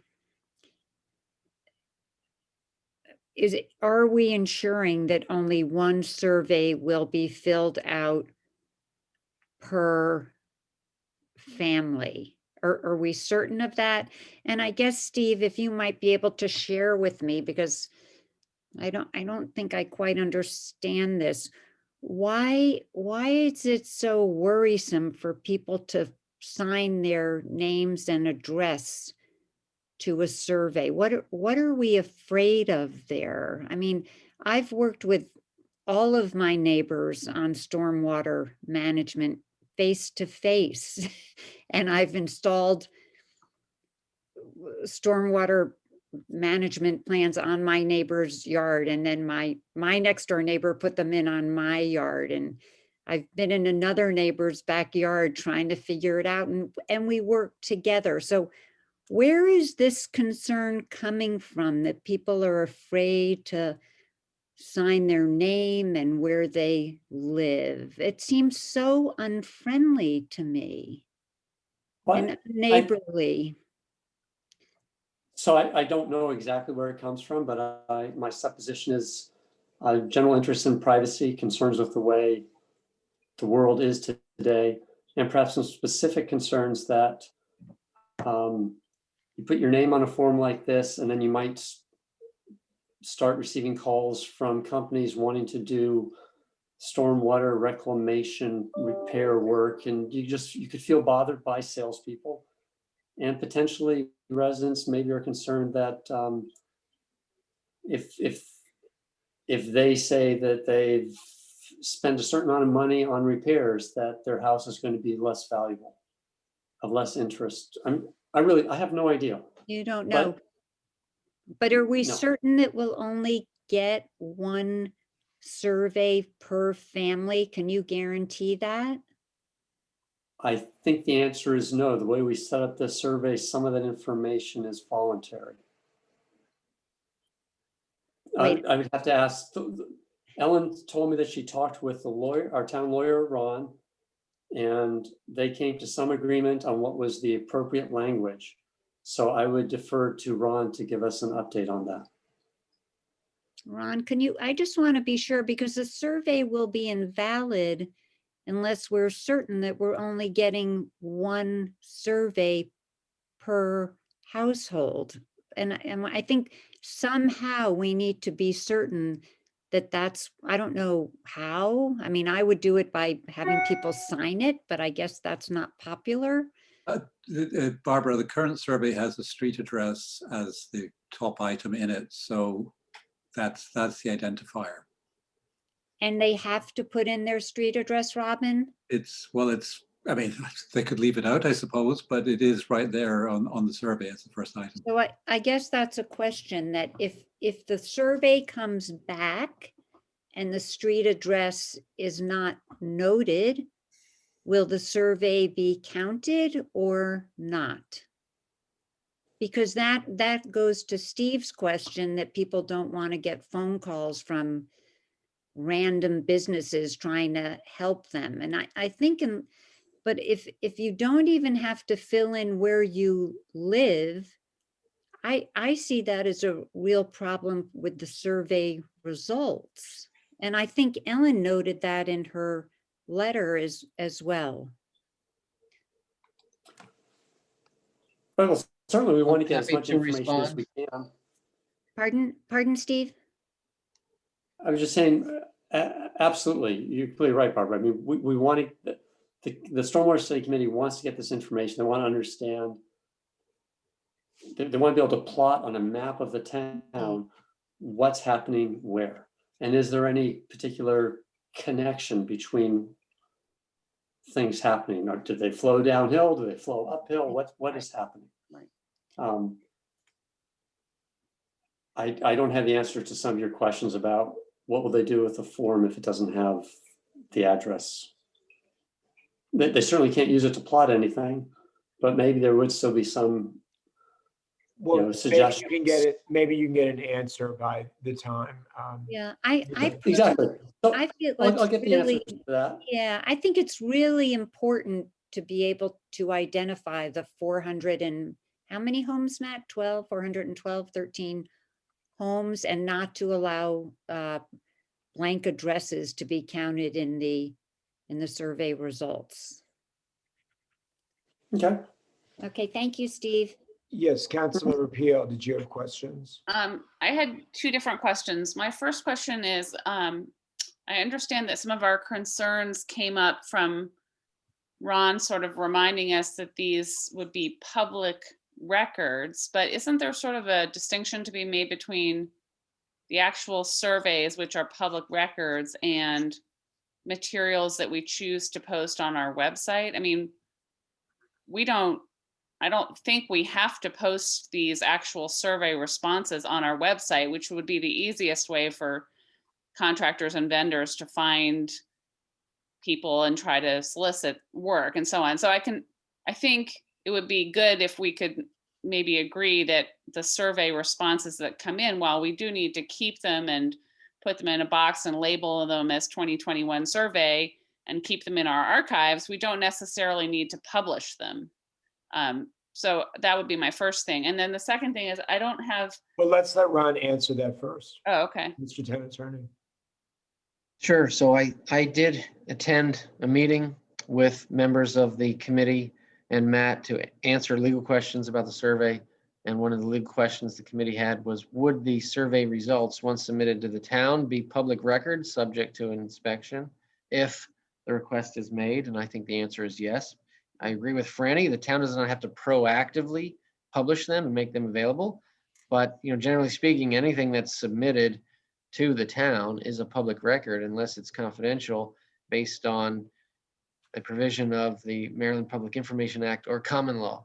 Right. And so the committee talked about the importance of only getting one response per household, being able to map responses.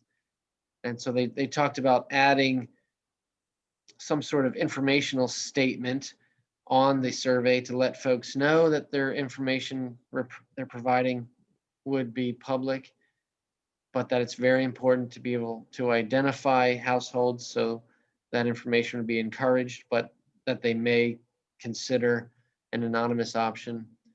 Would it be possible, I don't know if this is too late in the game, but would it be possible to essentially assign a number to each house that the committee can use for informational purposes, but that doesn't correspond to the street addresses in a kind of, publicly known way, so that you might be able to say, the houses on Uppingham Street are numbers 1 through 25 or something. And so the people who are studying the data could use the information that comes in from the survey and say, this is the data that came in from surveys number 1 through 25, so we can plot it. But then the public records don't necessarily, maybe, I don't know, maybe that's not helpful at this stage, but I just wonder if there's just some kind of way. Well, why don't you let him answer the question? I'm talking to Steve, I guess, But you were asking it to the town attorney. I think it's more a question for Steve, like, is there a way to split the difference to sort of say, we acknowledge that these are public records, but at the same time, we don't want to make it, super easy for somebody to come into Somerset and say, let me find out the street that has the worst problems so I can harass people. I think it's a remote problem to worry about, but I can see why people would raise it.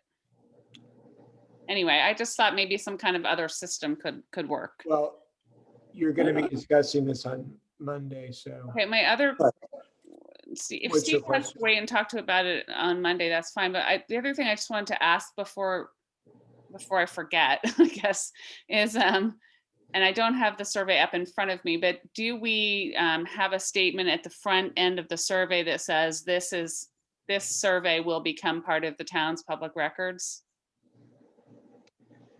It's not there now, but it was discussed as something that was going to be added.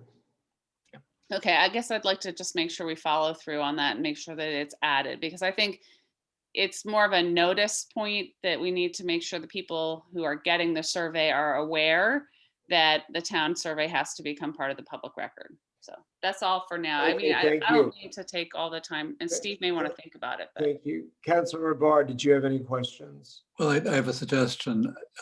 The survey is an important part of what the Stormwater Committee is doing, and it is something that we should look seriously at too. And that's because it is exactly going at which residents have problems with stormwater. That's what we want to know. The issue over putting identifying information on the survey is exactly a privacy concern, and Steve pointed to the problem, which is there's an aggressive industry that is anxious to give you solutions to your wet basements, which may or may not solve your wet basement problem, but will certainly cost you a lot of money. One suggestion to Ron is that we separate the address from the responses on the survey when making the information public, so that it is possible to see the addresses that responded and all of the responses, but you cannot see which address is associated with which response.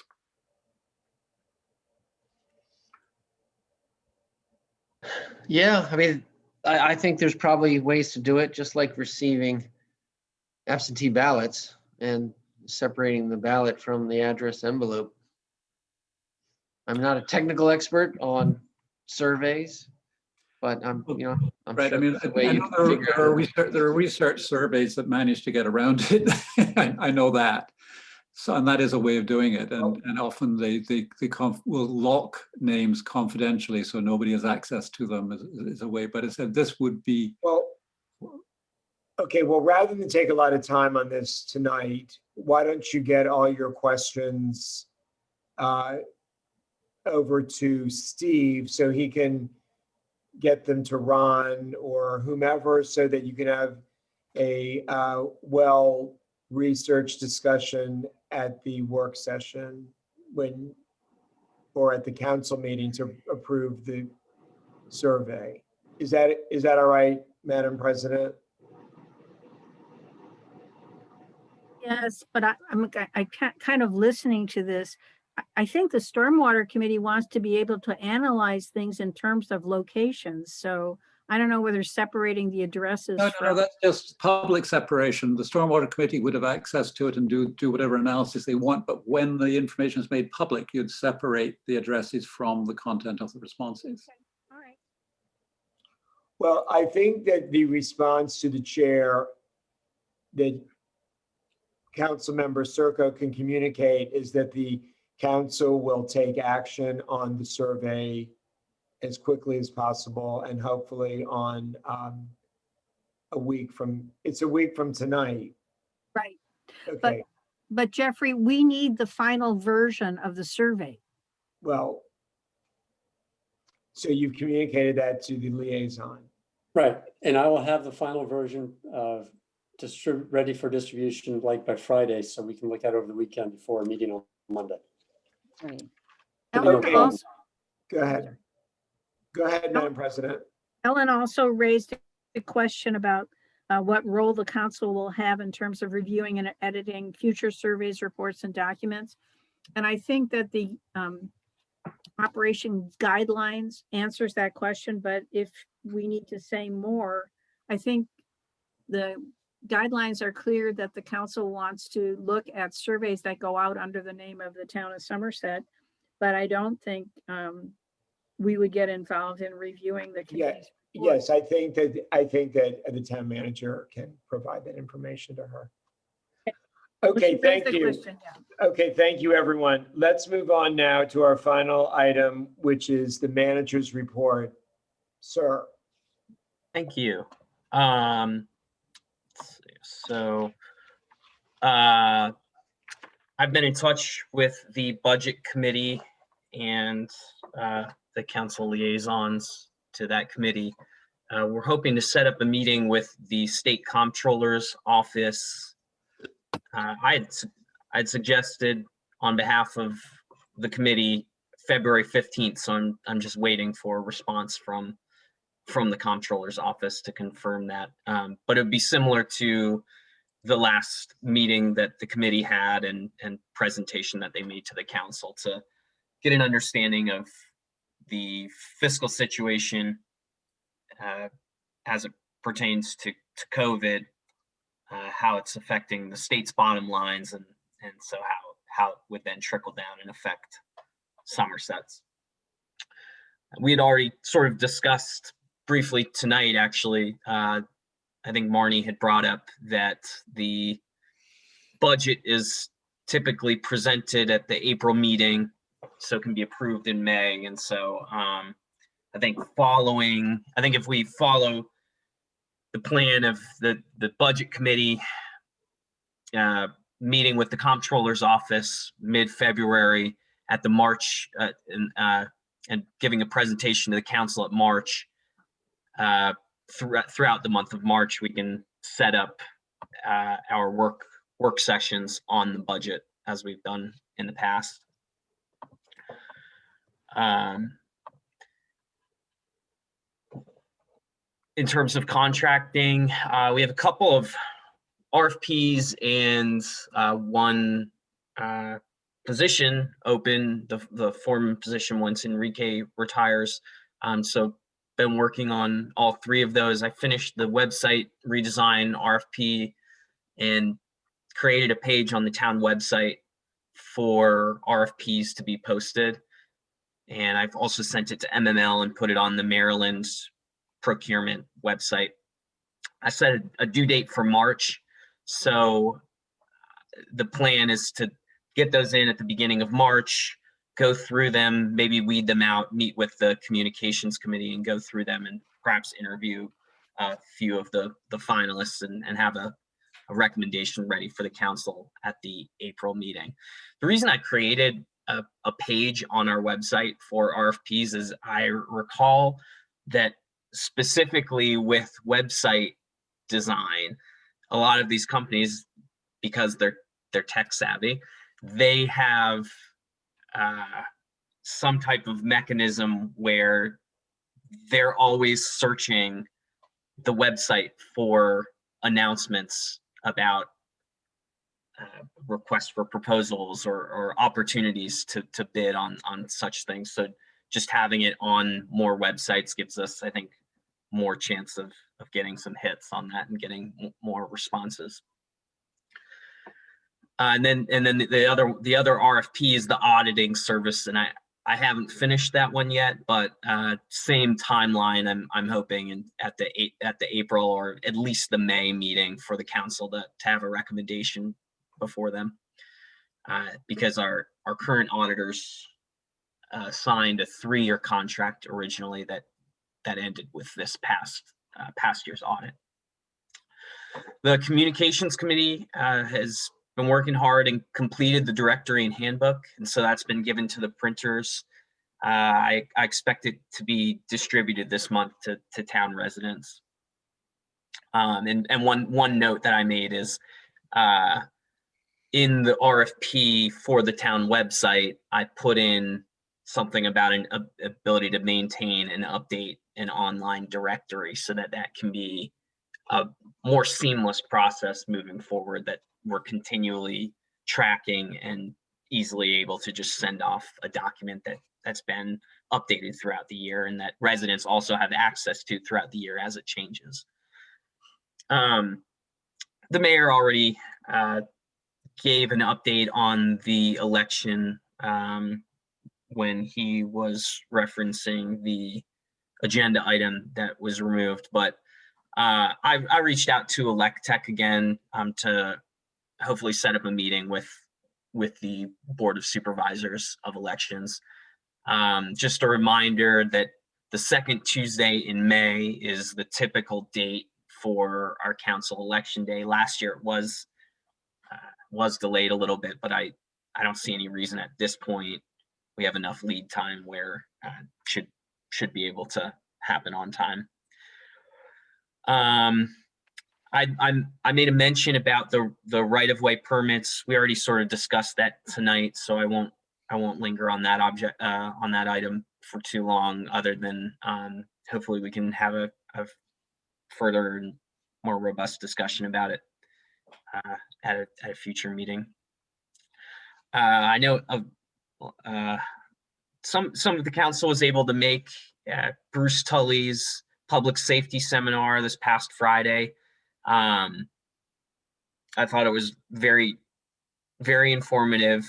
Got good feedback from the residents who were able to attend. I think we had about 25 or 30 people joining altogether, so there was pretty good turnout. And the committee is trying to organize a date to meet, but they're hoping to meet this week, if not next week. And I will take the blame for this snowstorm that we've been experiencing the last couple of days. I completely jinxed us in my report. So totally disregard that. Up until today, we were looking really good. It looked like a budget item that was going to be way under budget, but may not be the case anymore. But I think that the thing I will say is I think Mulheron has done a nice job over the past 2 days. I didn't have any problem when I was coming in or leaving this morning or this afternoon, and Wayne actually emailed me around 6:30 or so and said he was driving through town and that the roads were in pretty good shape. So they'll continue to monitor that tonight, and I'll probably text Ed before I go to bed and get an update on him. But I think the worst of it is behind us at this point anyway. Let's see. So we've also talked about the records and archiving work, so I won't bother with that. One thing I did want to mention is street repairs, because that's something that we had talked about. I am working on the best way to do an evaluation method for the town streets. One of the possibilities we had talked about last year when we were developing the budget is actually doing some samples of the street at certain locations. And I had a few conversations with some of the other managers of the municipalities around Can us. you mute everyone because there's some background? Are we getting some feedback? Yeah. Sure. Sorry about that. Let's see. There we go. One piece of feedback that I got was from a couple of people that ends up being very expensive, and it honestly is not much more useful than simply walking the streets and using your eye and kind of grading on a scale of A, B, C, D, F of what's the status of those streets, and so I think even Doug actually has some experience in this, so I may end up just walking the streets with Doug and sort of going through it and maybe tiering the streets, and so that way we can know what streets are in most need. I know, for example, on Warwick Street, there seems to be maybe an old utility patch that's starting to fail. On was it Fallstone? I think this past week there was some work done by Pepco, and so I think that probably is a better use of our time and money, is to basically just use our eyeballs and the expertise that we have on staff, rather than contracting it out and spending, $10,000-$15,000 to get these samples that really won't tell us much more information than we could otherwise get. let's see. So a couple of financial things I wanted to report on. We'll find out more in March, and part of the, if you recall, the goal was for the budget committee to give quarterly reports to the town council, but unfortunately, the way that our income tax revenue is structured, and income tax represents the largest revenue source for the town. We get large tranches at certain months of the year. It's not evenly distributed every single month. And our most recent large tranche came in really significantly under, to the point that it was pretty jarring. And I think there's an expectation and a hope that that's in part due to the extended deadline for filing income taxes. And so that's represented in the smaller numbers. And in fact, this month, we normally get a very small 15, 20, maybe $30,000 deposit into our account. And it was about $65,000 this month. So that may fit that pattern that we're just going to see it a little bit later. But February should be our next big month. And so that's why the budget committee had looked at having this February meeting with the comptroller's office, getting those numbers. And then in March, we'll have a better handle of what our end of year situation will be like. So when we do start to have those budget talks, we'll have a little bit more data. For property tax, the town is pretty roughly in line with last year's numbers. This past month is the last large lump sum that the town receives from property taxes. So the rest of the year is historically 10 to 15% of our total for the year. So you're seeing a pretty good representation of where we'll end up. So it means that we're probably going to be under the amount that was budgeted, but right in line, possibly even slightly above last year's total. I had a couple of notes about expenditures. It's in my report, so I won't stay too long on it. A couple of things that I did want to mention that are not in my report. I got an email over the weekend from Tammy Watson with Pepco regarding the electric vehicle charging stations that the council had asked her to look at.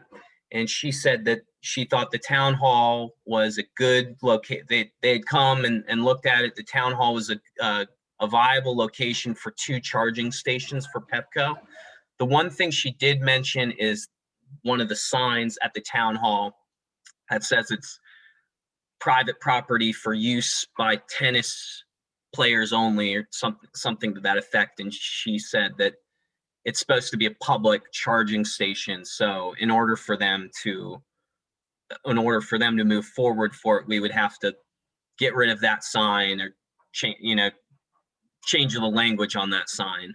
But I told her that I would report back to you, and I'm planning to call her back tomorrow and sort of figure out what the next steps would be for us to get an actual proposal in front of you all to then look at and hopefully approve. But I thought that was kind of exciting. And then the last thing was there was a resident at Martin's Additions that passed away last month, and he was kind of a cranky old guy, but one of those people that used to come in very frequently to the town hall there. And one of the things that I remember about him is that he was an avid stamp collector, and he taught me that every roll of stamps has a specially marked stamp that is the one that the collectors really want. So he would come in, he would trade his not good stamps for my good stamps.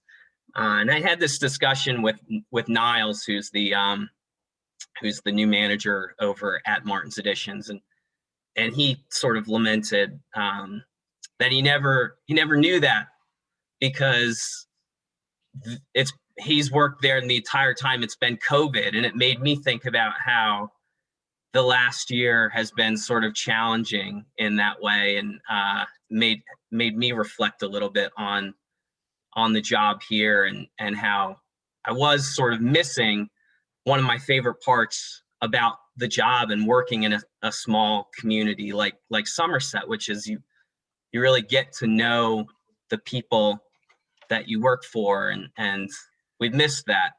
And so I just wanted to say that, because I'm open.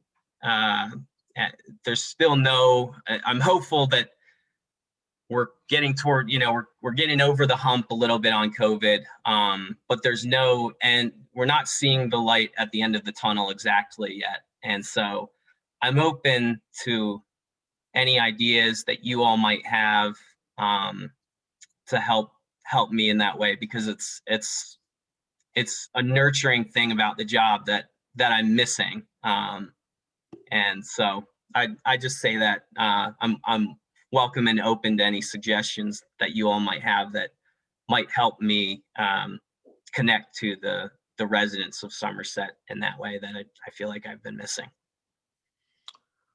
Okay, thank you. Madam President, do you have any questions? You can unmute Marnie, please.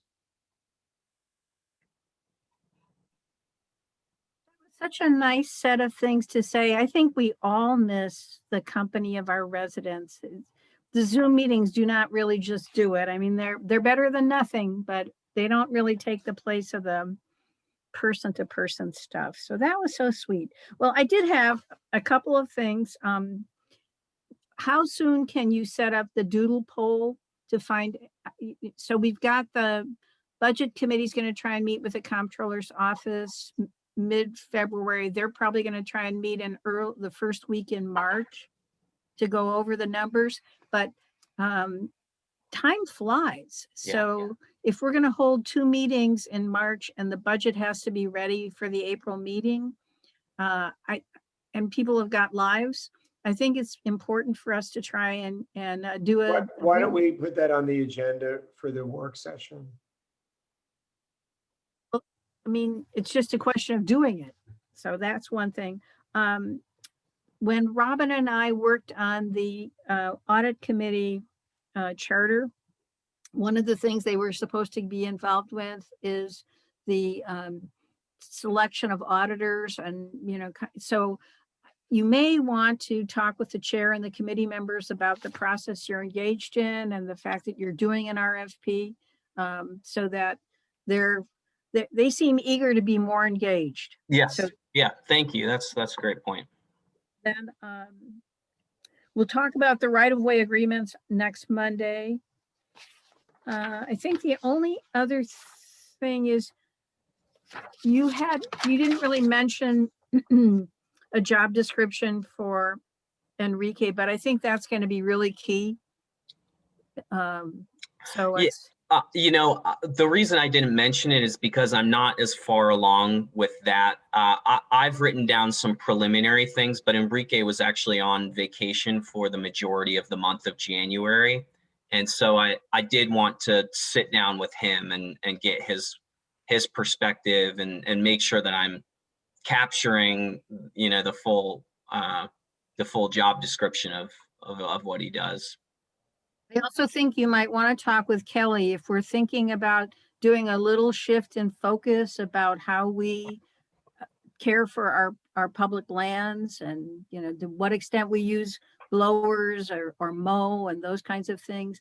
She'll have some good insights for us, for somebody who might be more amenable to a more sustainable way of handling the town land. Yeah, that's good. That's a good thought. Thank you. That's it for me. Thank you. Okay, thank you. Council member Zoighauser, do you have any questions? I just think, Matt, you're in the wrong job. That was so touching what you said. It really was. I think you're in the perfect job, but I think you could do it. It was just so touching. It really was. And I look forward to the day when I can come and visit with you guys again. But in the meantime, I am going to think about how how we might help you along with that, because I think it's just so true. I think it would be really helpful to you, and it would be so wonderful for everyone who lives here in town. So thank you for taking the time to put those thoughts together. But now, of course, I want to get back to Warwick because, and I know, and this isn't really a question for you, Matt, this is a question for the council.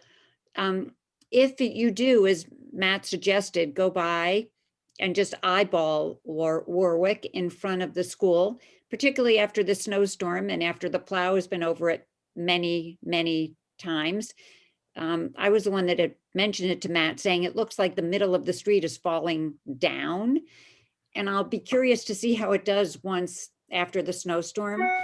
And school is obviously not in session now. I can't imagine school will be in session in March.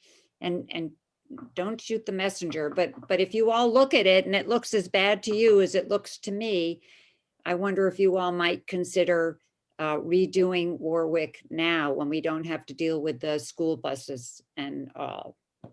If you could all just take Matt's suggestion and go take a look at it. That's it. Thank you. Thank you, Councilmember Peel.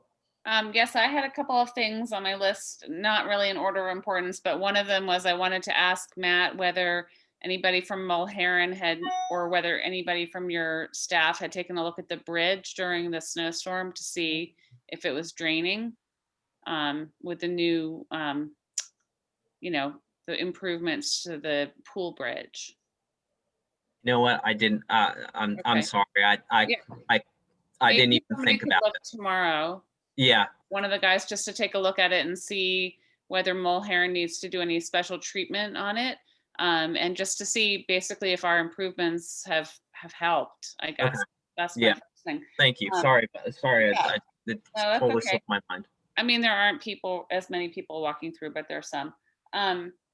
And I just wanted to follow up and ask whether you had sent copies of the letters to the town journal for the resolution on Donald Trump and the condolence letter for Jamie Raskin and the letter to the Parks and Planning Commission for Little Falls Parkway. At least some of those letters we were going to try to publish. They're in there. They're in there? Oh, maybe I haven't just looked at it yet. Okay. Yeah, Okay. they got sent to them, and then they got sent to the the appropriate Okay, great. people it was directed towards. My next question is just sort of a follow-up of something I saw on the town listserv, which is that even though yesterday there was snow at the beginning of the day for sledding, and I know that you followed all the process for what's in place under the code, but it seemed like by the afternoon there wasn't snow, and in fact it probably should have been plowed at some point during the day. And I think maybe I just would suggest that there may need to be sort of two different evaluation points, kind of one in the morning and then one again at lunchtime, just to see how things are going, which direction things are going in, because based on the photos that were on the listserv, it looked like it was not good for sledding and also dangerous for people. So that's just a suggestion. And then I mean, on your final point, I don't know if this is like a terrible idea, but I just wonder if you ever thought about having a Twitter account for the town where we could have people follow you on Twitter, and you could, I don't know, post some of your, the things that you are reflecting on for the town, or news that you think, I mean, you have a lot of things to share. So it's not as personal as you want, but it could be a fun way to connect. So. Yeah, thank you. Idea. That's it. Thank you. Councilmember Circo. Do you have any questions? No questions. Thank you. Thank you. Councilmember Barr, last word. You're actually muted, Robin. You can mute him. Yeah. Hold on, Robin. He's gonna. Got it. I'm Here you go. right now. It's almost exactly a year since I retired from NIH, and very shortly after I retired, they were all sent home on telework because of COVID. And it is true now that my former colleagues have seen no more of each other than I have seen of them for 12 months now. That's how bad it is. Yeah. So it is rough. And yet, yeah. I mean, I know it's not a unique situation to this job. I just I just Yeah. wanted to throw it out there for you. Yeah, I know. It is a very, very peculiar situation. It really is. One other, I mean, Franny mentioned a Twitter account. The other thing you can do is a blog, which is a very informal way of chatting with people. Can be short and sweet and on a, whatever schedule you want to put it on. And you get comments on a blog, which can get you interacting in a different way too, which is a good thing. So it can be done that way. Back to work. Trash RFP and composting RFP. When are they due?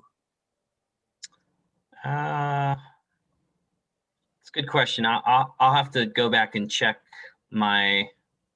Yeah, we gave them a year's extension, so we should do them this year. And so it just makes sure we get it on our radar to do this. Yeah, thank you. Thank you. Okay. Is that it? That's it. Okay, thank you, everyone. We'll see you next Monday. Next 5 Monday to at 5 7. o'clock. 5 to 7. Good Big meeting. group hug, group hug. Thank you all. Good night, everyone. All right.